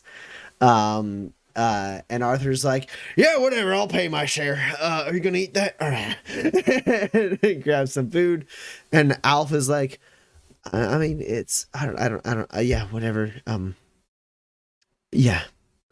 Oh, can I don't want to take up too much time, and I want to cuddle my sweet boy Alf. You're not there. You're taking a shower. No. Yeah, Dex, that's the scene you walk up on. Yeah, I'll sit down at the table with them. Hey, so this is a true, as far as the eye can see, gunslinger guild hall. I never been in one, but I've heard tale. It's different than what I imagined, but it ain't bad. It ain't bad. Honestly, I get it. I see them people slapping that water. I bet there's a point to that, right? Sure is. Yeah, it looks uncomfortable as hell. I mean, I would just rather shoot a gun. But I heard them chilling shooting a gun this morning, so that's good too. You're welcome to stay as long as you like. You all knew Lucille better than I did. I don't know what her wishes would be regarding a burial on the peak. We typically cremate our dead, but They sit there for a second, and everyone kind of looks to Arthur, and then Arthur like takes a bite of sausage and looks around and goes, "Oh, come on now, Lucille weren't that sentimental, honestly." Well, let me think. I think one time her and I went out for drinks for a very long time. We talked about what would happen if one of us didn't make it back. It weren't about what was done with the body, and it weren't about the things we had. It was about having a drink. She wanted to have a drink. The agreement was that we would go, whoever survived longest would go to the Golden Spike and order a flaming ache. And that would be the spell. That's right.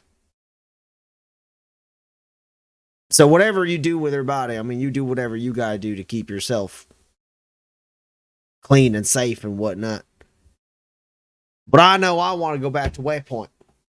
Flaming Ache. Last time I had one of them, I done lost my gun for a whole week.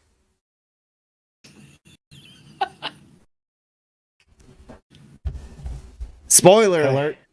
It was in the latrine. ouch. Parappa goes, my God. Okay. I'll see that she's taken care of with the respect she deserves. Well, I'd like to say she'd like that, but I barely knew the woman. But that was a promise I made her, so I'm going to make good on it. Jess, you was saying you wanted some spurs so we could buy transport out of here. Go ahead and take whatever you need. And he sets like a sack down on the table. He goes, Mr. Bailey, been a pleasure serving under you. I think we're gonna hightail it out of here tonight, right, Jess? Right, Parappa? Right. What's your name? And Alf is like, Alf Ralston.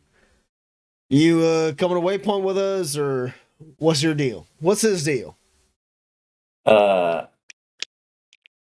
only seen the bounties for me and mine, Alf. But I imagine the Fort Dearborn territory might not be the best for you right now. That checks out. Mutiny ain't too great a thing. You're welcome to stay here as long as you like. Mr. Ross, I think. Oh God, no. None of that. Arthur, better. I think I'm gonna stay here. So he's staying here. Here we go. We need a smaller transport now. All right, you go ahead and sort that out, Jess. We're gonna be leaving tonight, Mr. Bailey. It has been hell of a time serving under your command, but I think we are done here for this ever. And well, I gotta say, your house is kind of cool. Your food sucks. I appreciate everything you've done, Arthur. Yeah, well, you got another like 300 spurs lying around. Maybe I just might work for you again. He reaches out a hand. I shake his hand. Jess nods to you and goes, thank you. And Parappa says, thank him. Tell Mr. Janus thank you. I'll pass it along. And then I go find Isabel.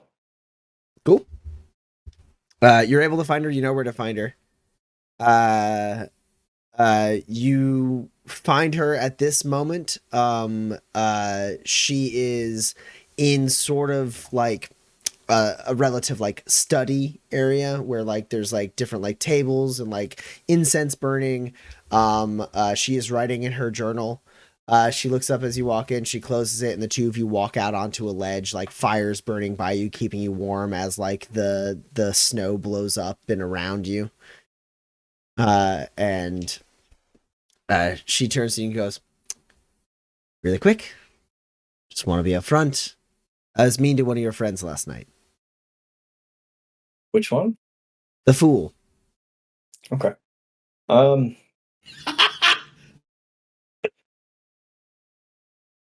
So, remind me, no one has said the name Lemaire, right? Like, do I know the name Lemaire? Yeah, you know Quentin Lemaire is that guy's name, and you know Owen is his son. Okay. Does the name Owen or Quentin Lemaire mean anything to you? Well, I can't say that it does. Someone else who you're embroiled in conspiracy with? I think actually just the same person. Okay. Turns out the scientist running Brimstone, Pruitt, Mm-hmm. wasn't Pruitt at all. He was Owen Lemaire, a ghost. Wow. Okay. I still don't know the name.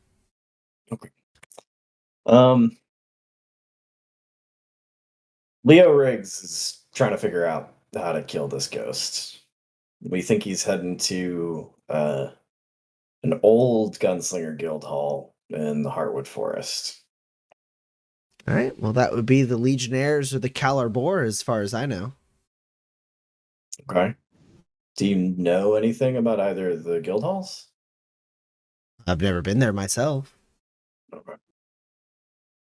Apparently, this one looks like a castle and sits on a river. That sounds Legionnaire to me. Okay. That's where we're headed next.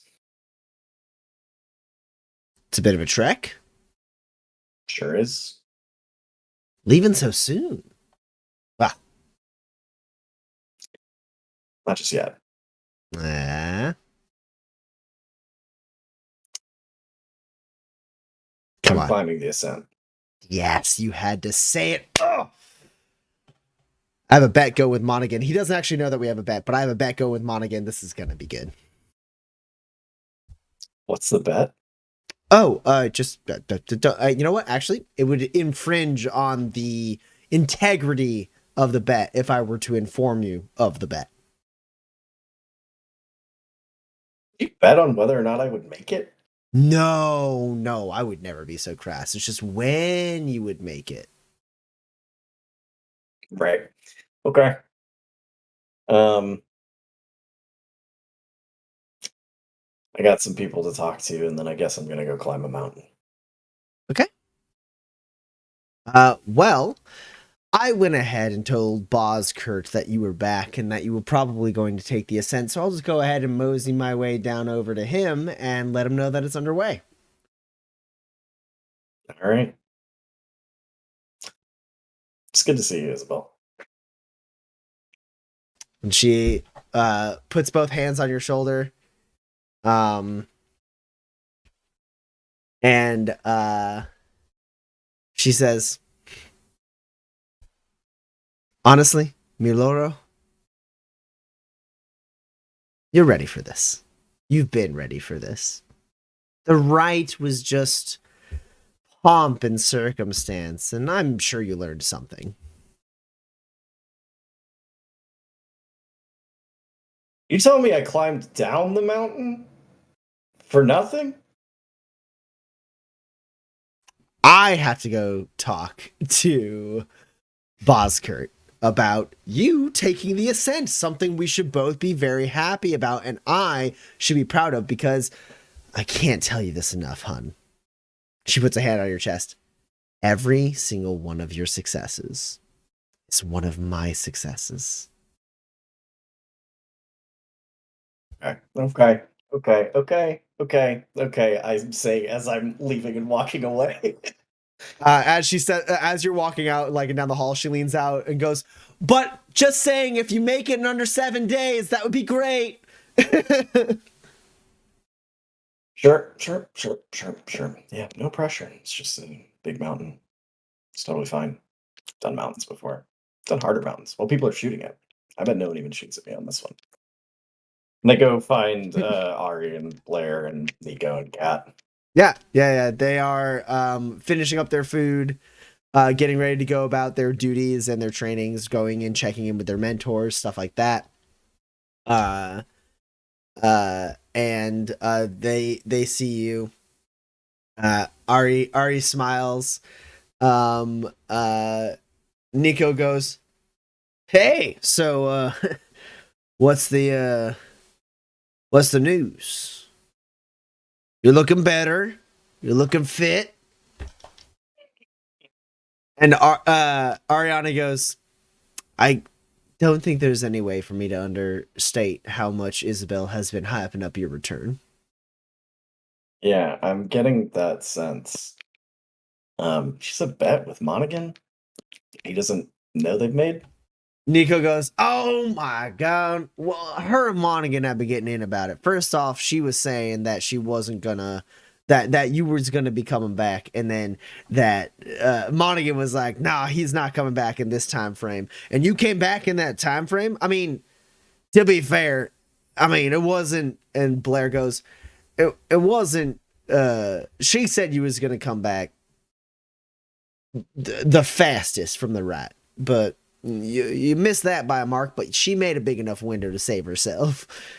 And then Kat speaks up and goes, "And from there on out, her and Monaghan, as far as I've heard, have been arguing about when you're going to become a warden."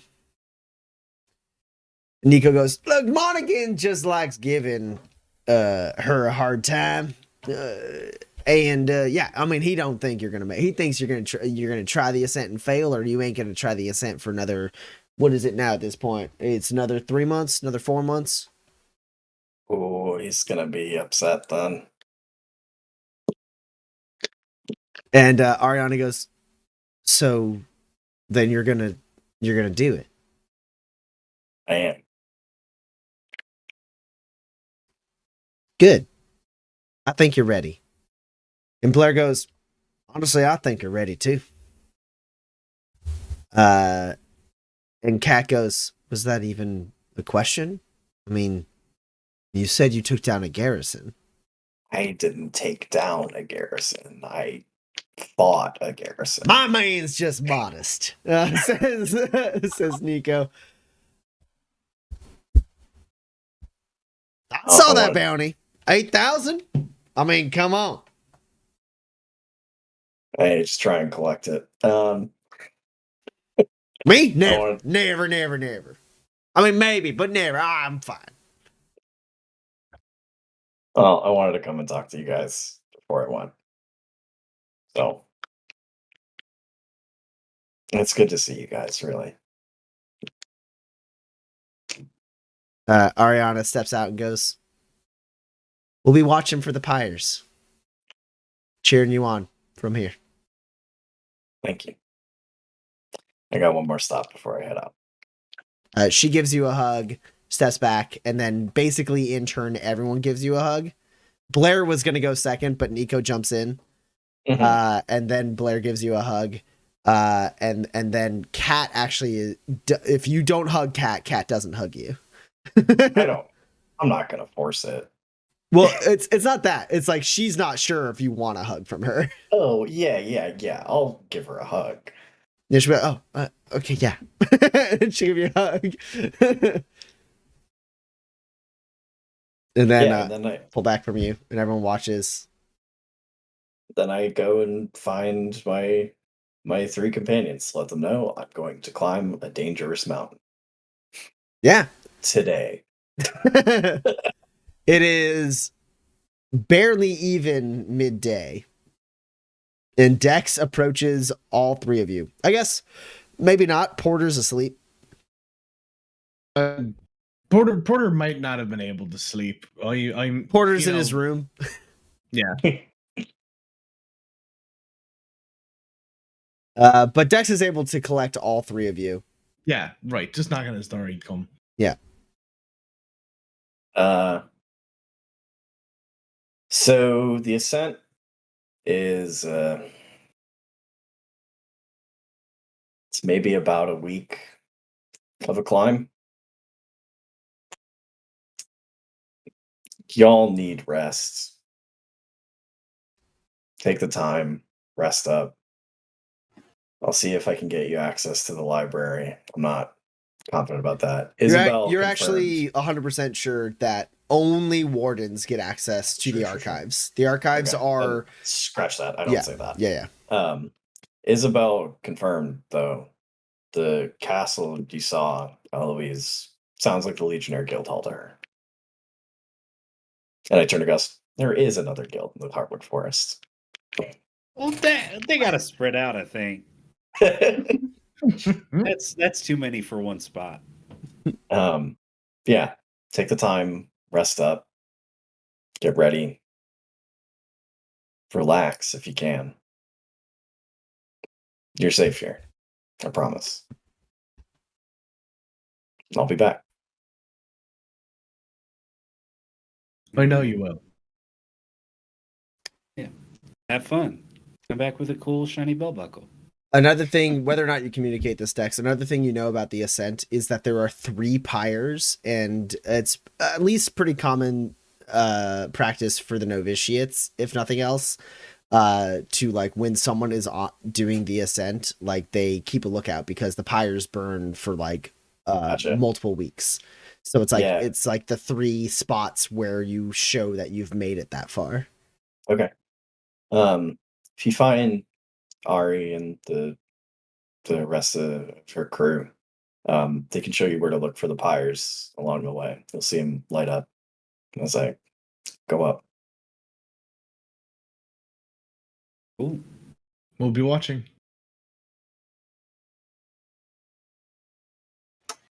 Maybe we can take the chopper and like go visit you. It's like shout like, "Hey, you're doing great." I wouldn't risk it.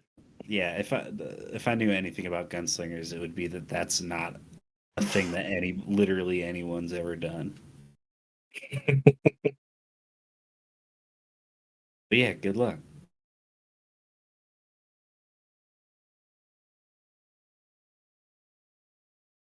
Proud of you, Dex. I think Dex is just making eye contact with Eloise as she looks extremely about to say something. You're gonna come back, right? I'm coming back. This isn't a thing people die on. Dex, you at least know, confirmed 100%, at least 9 people have died doing this. And that's just during your time in training. This won't kill me.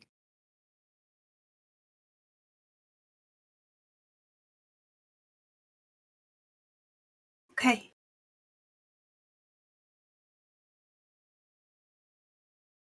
Can I walk you there? Sure, To of the start? course. We have to go talk to Bosgert first. You Okay. can come with that. They might make you wait outside. That's fine. Dex, the guild hall is already like all moving and shaping around the fact that someone is about to do the ascent by the time you finish this conversation.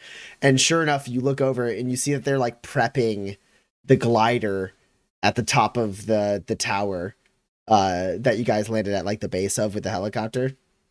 And you see Isabel's red cloak kind of billowing in the wind up there, and that catches your eye. And you also see Aiden Boskert up there as well, as they seem to be waiting for you.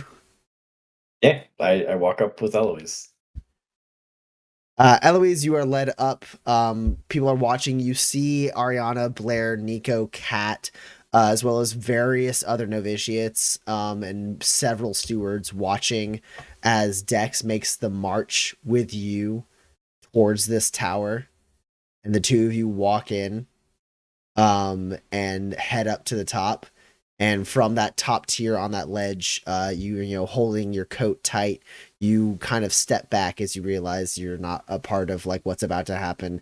You look down, you see the crowd is dispersing a little bit, but Ariana, Blair, Nico, and a handful of other novitiates and stewards are watching from below.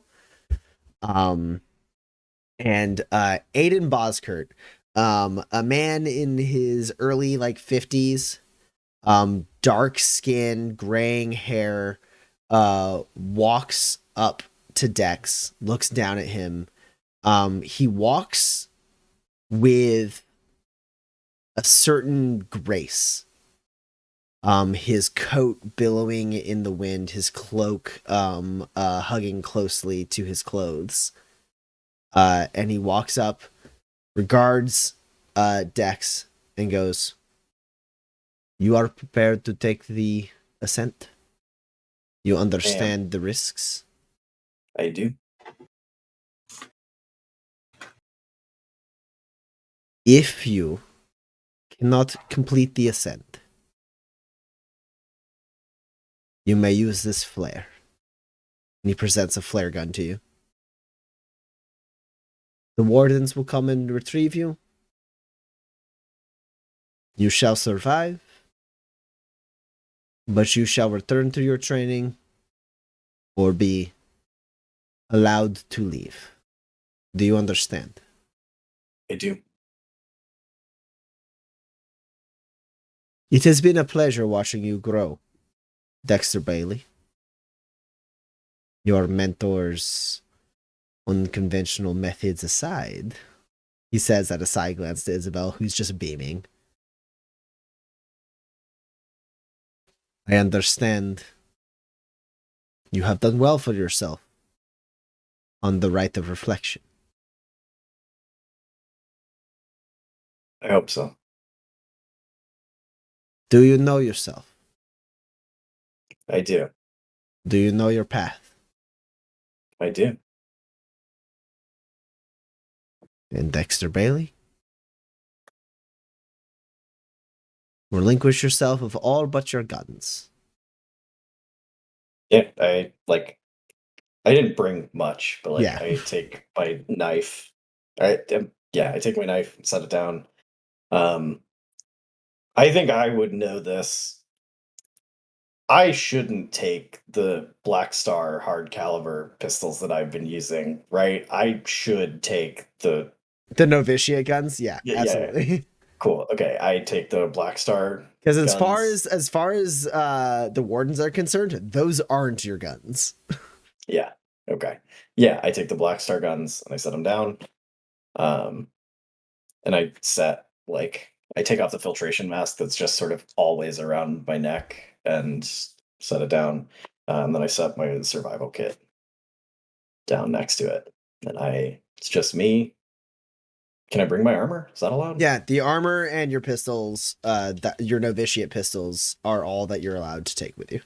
Cool. Yeah, it's just me and these pistols. Before you, on the table, are the tools for your survival. Hold to your heart the mantra. It will guide you. Light each pyre with each stone before you. He sets three like separately sealed like sacks on the ground that like are perfectly shaped to the like kind of palm-sized stones within. Meditate. Think. Prepare yourself between each shrine and the sanctum of the Silent Peak. May you truly find your worth and your purpose.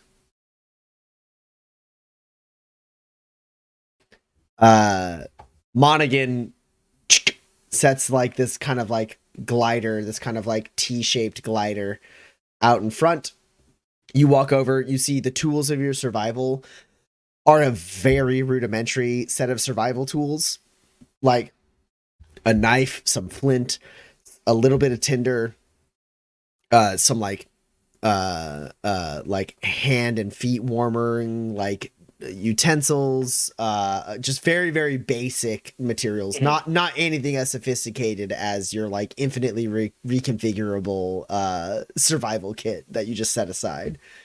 And then there's 3 sacks with the sacred stones that you are aware of that you use to light the pyres. And then the glider that's before you. Yeah, I take up all the tools. I fasten the stones to my belt. Then I take hold of the glider. Isabel steps up and goes, I'll see you when you get there. In a week, right? She glances over at Monaghan, and Monaghan raises an eyebrow, and she goes, whenever you get there. And I kick off. Yeah. You fasten yourself up, and you leap off towards the mountain you know as the true Silent Peak, where the Sanctum of the Wardens is positioned at a higher altitude than the Guild Hall. But you currently are heading towards sort of like a more middle base area of the mountain that you will then have to scale up to 3 separate shrines and then finally the Sanctum itself. And you cut through the air, and as per your training and instruction on, preparation for the ascent, you know that this trip's going to take you like 30 to 45 minutes. So you just start meditating there in the sky with the wind cutting around you, whipping around you. You are not eyes closed. You are steering slightly, but that mountain is slowly and quickly approaching as you glide down towards what you hope is an optimal place to start climbing from. Eloise, Isabel turns to you and goes,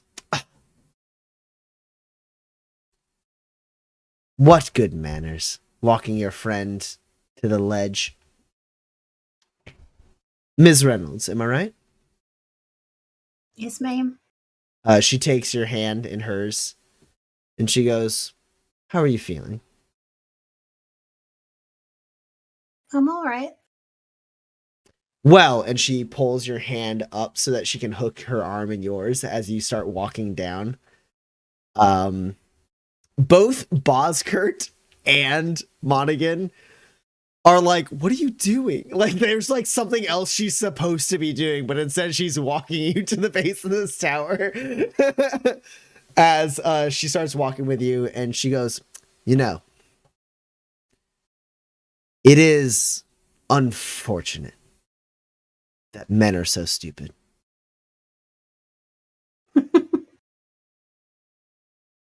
I think they're okay sometimes.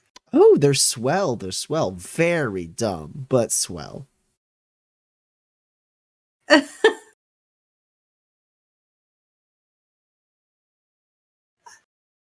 Well, I mean, sure. I guess. Oh, go ahead. No, I don't have anything else to say. As you get to the base, she stops for a second, looks at you, like kind of holds you out in front of her, and she goes, "Here's the thing. Their heart being in the right place only matters if it matters.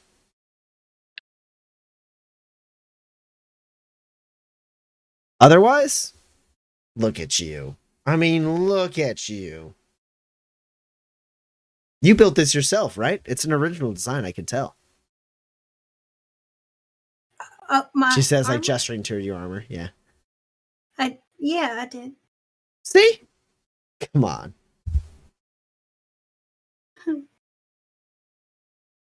Actually, it's actually pretty cool. It's nanotechnology. So if you see these like little repulsors here, and I start talking to her, I don't Yeah. know if she's actually interested. You start talking to her, you get about like partway through the explanation. She seems to be following and interested, and then she goes, and she puts up a hand to stop you from talking, and she goes, "There it is. There it is, right there." You don't notice that, do you? Don't notice what. When you talk about tech, you stand up straight.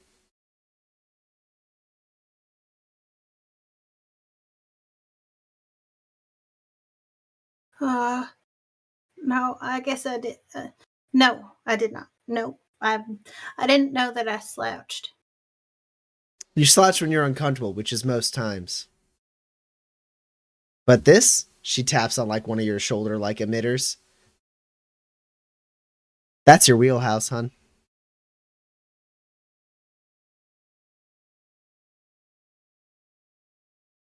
It's okay to cry over them. It's not okay to die over them.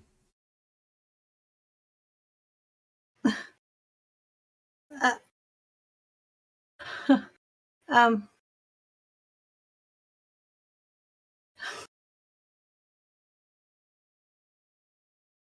I just don't know what to do. I told your fool this very same thing. No one does. That's not comforting, nor is it helpful, really. No. But at the same time, it is freeing. Because, she says as she puts her hand on the door to open it up, it means there's no right answer. And she opens the door. She opens the door and I go, yeah, but also there's infinite permutations and any one of them could be a wrong answer. So there's sort of like a real double-edged sword.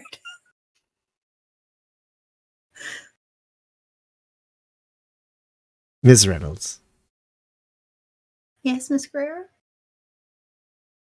this whole thing, she says up and down, like gesturing up and down. I love it. I love it. Thank you. Logic dictates. If there's no right answer, then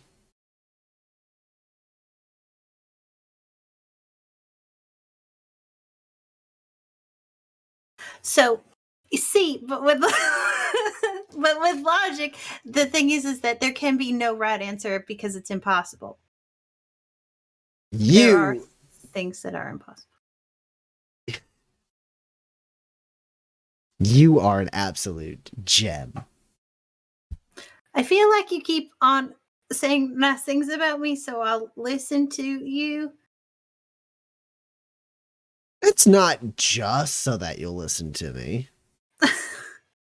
It's also because they're true.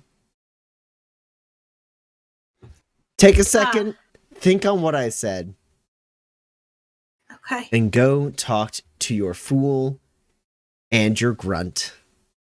You have some time.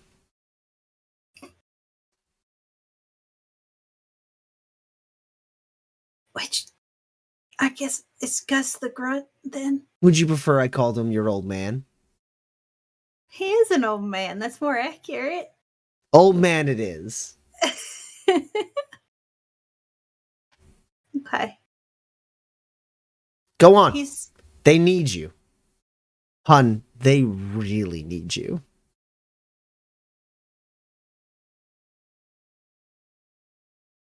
okay. Go on. Okay. I think I have about 30 seconds before Boskert comes down here and yells at me for not following the ritual.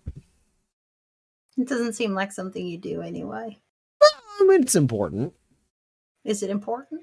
Well, I said goodbye to Dex, didn't I? I think that was the important part then. You and me both. I guess I'll go find Gus. +1 grit to Dex, a little grit for the climb from Argitlam. Thank you. And Eloise, as you step outside, you see Dex's friends have left, the novitiates have left. Standing out below this tower is just Porter and Gus. The door shuts just late enough for you to hear Guerrero Y as the door shuts closed. And that's where we're going to end tonight's session. God, I'm gonna crash this glider if I have to roll. Grave misfire just knows that. You know, this is what the grit's for.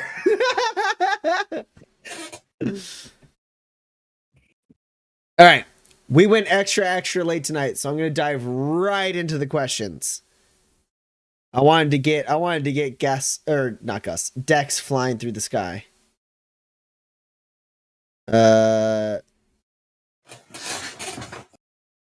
Okay. Here we go.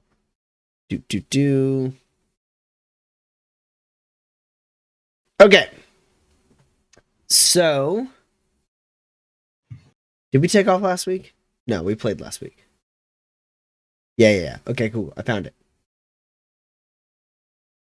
Okay, Argalam has some questions in the Discord. Also, if you have questions, drop them in the chat. Now's the time. You can ask questions in the chat about anything, the stream, the players, the RPG, anything. Drop it in the chat. We will answer those questions. But for now, in the Discord, we have some questions from Argitlam. First question is, can the talent theoretically skilled be used in place of the roll when shooting the shit? My answer is absolutely. Really? Okay. Yeah, I love it because it is straight up like having read like social cues thing. We actually saw this not using the theoretically skilled. We saw this in I think it was the Kickstarter live stream video counting down the last 8 hours of the Kickstarter. Addie was playing a character called Wella Truly, who during Shoot the Shit rolled somewhat well, and then the whole time was like, oh, I see that your breathing has increased 20% and your pupils have dilated. So what I've said has made you happy. That's great because it is also true empirically. and I miss Wella truly so much. and like it was like as she was doing shoot the shit, she was like taking notes on human behavior and like learning how to be better at dealing with people. Yeah. Actually, does receiving compliments usually make you more apt to being kind and to others around you, or is that just with me? Is it? Yeah. So I love theoretically skill being used that way to be like, okay, here's the thing.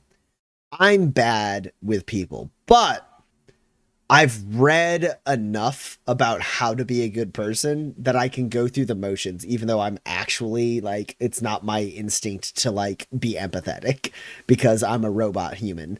And I love that. So that's my call on that.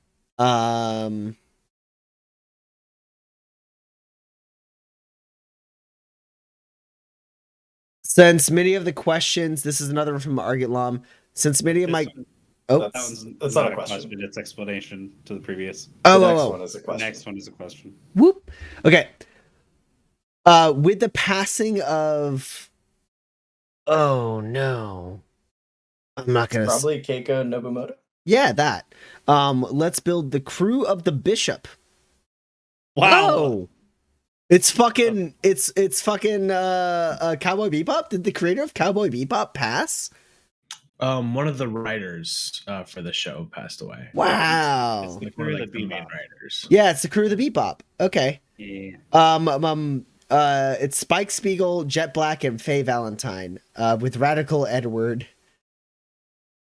Ein, you can't build Ein. Ein's not a PC. Ein is an animal. Ein's a companion. Yeah. Okay. So yeah, absolutely. Okay, we'll do the Cowboy Bebop characters. So Spike Spiegel, obviously the history is the family. Yeah, for sure. 100%. The dude used to be a fucking syndicate hitman. Full on Spike Spiegel. Like in I think the thing is, I actually don't remember if it translates in the anime, but I know in the live action they like give him like a name that's called Fearless. That's like what they knew him as. Like his name was Jimmy. Everyone in the family calls him Jimmy, but he goes by Spike Spiegel now. Spike Spiegel is a name that someone makes up.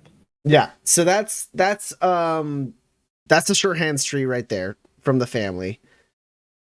What is Spike Spiegel's path though? Is it deputy? Is it gunslinger? He's a bounty hunter, so it's deputy. I mean, yeah, but also he's a I don't little feel like it's gambler. Oh, well, yeah, probably. Honestly, the streak of good luck, the streak of bad luck, the taking risk thing, because he does kind of like chase death a little bit, and that feels very gambler path to me. Like bounty hunter by trade, gambler by heart.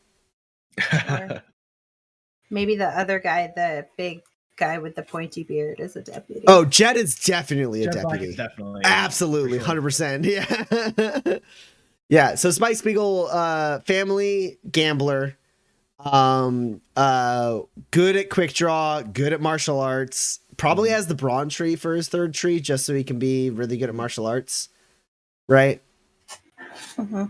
Because family gives you sure hands, gambler gives you either moxie or brawn, so he could have something else.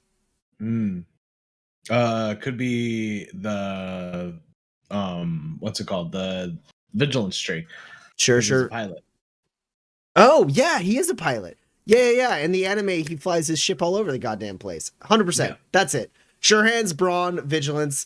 He takes just enough vigilance talents to be very good at handling his one-man air space vehicle. And then, yeah, sure hands and brawn gets him the rest of the way. No moxie, but I think that's actually probably right, because while we as the viewers find him incredibly charming, no one in the world loves him. Hates him. Everyone hates him. Perfect. Okay, so that's Spike. Jet Black, definitely Path of the Deputy. I'm thinking history might be militant. Oh yeah, could be. I mean, he was a cop before, right? Right. Militant seems correct because on Manifest, it feels like if you're going to try and play Jet Black, you are an ex, like, Fort Dearborn sheriff who served his time and then on the militia and then was a sheriff for a little while and then had a bad spell and is now out in the world trying to do right while also being a bounty hunter. Could also do settler maybe as like because he was the sheriff of a town or whatever. Yeah, that would work. Or urbanite, right? He grew up in like a relatively like city type place. Yeah, I don't remember much about his like backstory before he was a cop. Yeah. But I mean, he's very familiar with cities. That makes sense. Yeah. So that's either like vigilance or like sure hands, basically. Which makes sense. And then hardiness. I feel like he needs hardiness. Oh yeah. He's a tough cookie. I don't know what he does for his third talent tree. I'm trying to think of it. He's not a particularly good pilot, even though he does. He's an investigator, right? So it's vigilance. Oh, still vigilance. Yeah. Could be. Because he could go down the Pinkerton tree in vigilance and be good at like reading situations. It's either that or he goes Moxie and he takes the connections thing, right? Because he gets most of the contracts for them. Yeah, true. And he's got his connections. He has a connection still in the police force that gets him jobs too. Yeah. Okay. So that's Faye Valentine. Faye Valentine, Path of the Grifter, 100%. Yeah. That one's easy. Okay, so I don't actually know a ton about Cowboy Bebop, but hear me out. Like she was like frozen or whatever, at least in the show. So hear me out. Indentured. I could see that. Yeah. Because she was a cryo person, right? Like, I don't know what else it would be unless it's like Wild One? That can't be it. Or Well, I think Privilege? it could be Outcast because I think privilege would relate to the character that she was when she was frozen, but then she lost her memory, right? So I don't think privilege applies to Faye Valentine. Yeah. But I think Outcast could work because she's a person out of time completely. Yeah, Outcast could work because it's not necessarily that she was thrown out, it's that she lost her life, right? Sure. Yeah.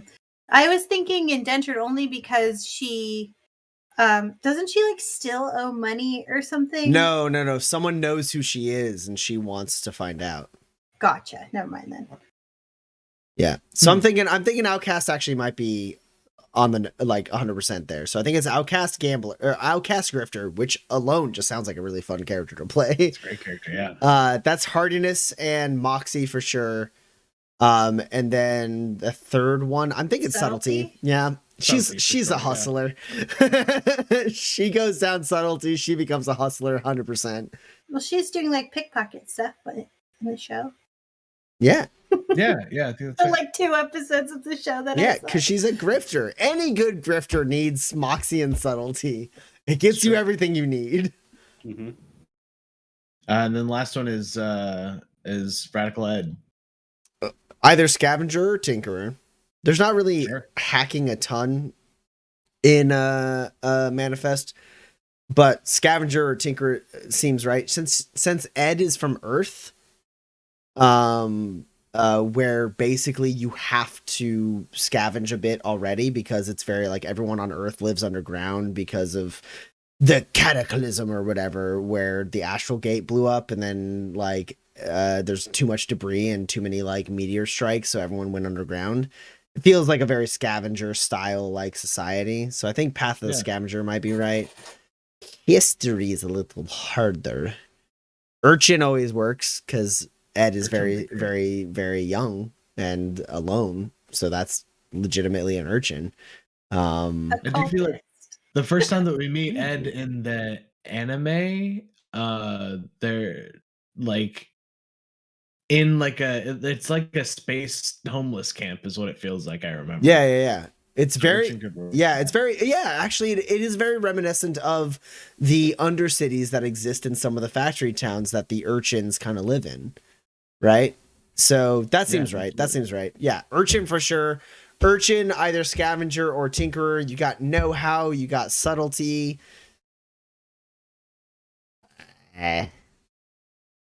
I almost want to make Ed illuminated just because they're so weird, but but I don't actually know if that translates to like anything that actually happens. I feel like if there was more ability Isn't, for like a Ein, like her like psychic dog companion? Ein is an info dog. It's eventually like Ed, like basically Ein's there separate from Ed. Ein is like a corgi that has like cybernetics that makes it so it can like transmit and download information. I mean, that sounds like a On Manifest, I feel like that's a V-spot, right? Yeah. I just don't know how much Ein is linked to Ed in specific, you know? I think Sure. in the show they do like mushrooms together, right? Sure. So maybe metal just so Ein is Ed's best friend. If you do mushrooms with an animal on Manifest, you gain the talent Beast Bond. So that's the idea of those three characters. And then the last question. Oh no, there's 2 questions. 3 questions? There's 3 questions. So the last question from Argitlam I have in the Discord is, how hard is it to replace a misplaced LRC? So to start off the answer to this, it's a mix. It's a little bit, it can be easy and it can be hard. It could also be akin to renewing renewing a passport after you lose your passport. And it could also be as hard as renewing your social security after losing your social security card. But I'm going to pass it over to Addie to elaborate a little bit more. The answer is like probably hard, but sometimes not that hard. Yeah. So the quick version is if you are not in a city, like not in a factory town or like the surrounding areas, and you don't go into a factory town very often, and you're like younger than 25, it is totally easy for you to get an LRC and probably a second LRC if you go to a new town, because it's absolutely believable as long as there's somebody to vouch for you that you can just like get it, because there are so many people who live in like camps or with like nomad packs or whatever, where they just don't have the occasion to get your LRC tag, which counts as like your international ID.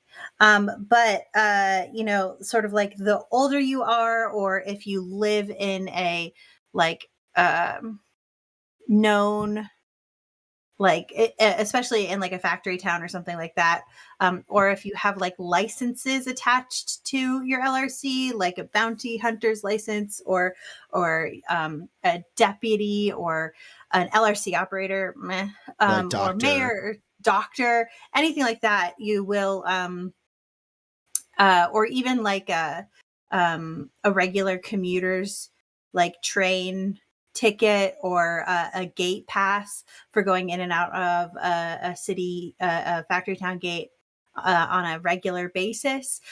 Any of that stuff, suddenly like there's a fee to transfer all of those things over, and you have to basically show cause as to why you would be changing your title. So like it's really like one per person. The only people who have like more than one are like extremely well-known people that have a public and a private one, or someone who has like something to hide.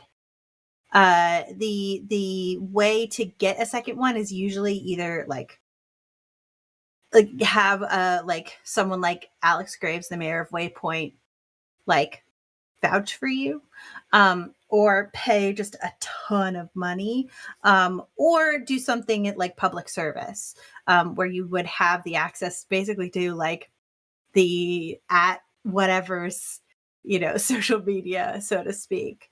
So it's not actually that easy, but depending on your situation and why you would need Yeah. to change or get a second one or augment one, that it's very malleable, but it does function as your ID, and it also changes from territory to territory. In Alanistead, it's almost impossible to change your ID.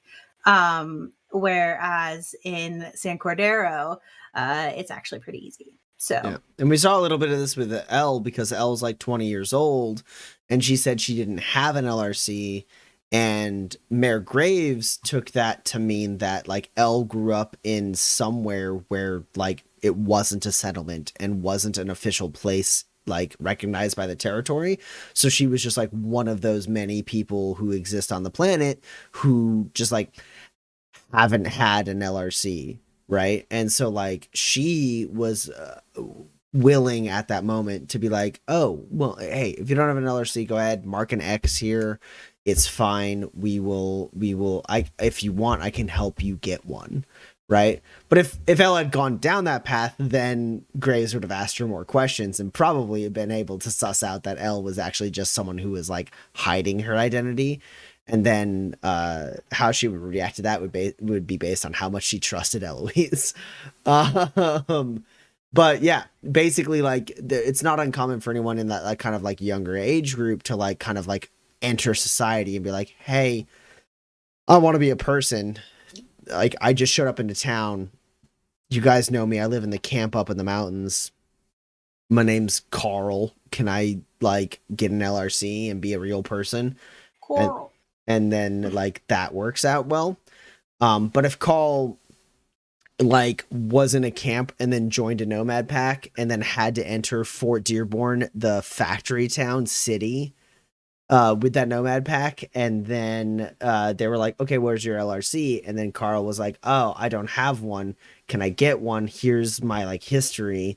And they'd be like, yeah, absolutely, you can get one. But also, if you want to be a resident of the city of Fort Dearborn, the factory town itself, you need to serve in the militia. So go to boot camp.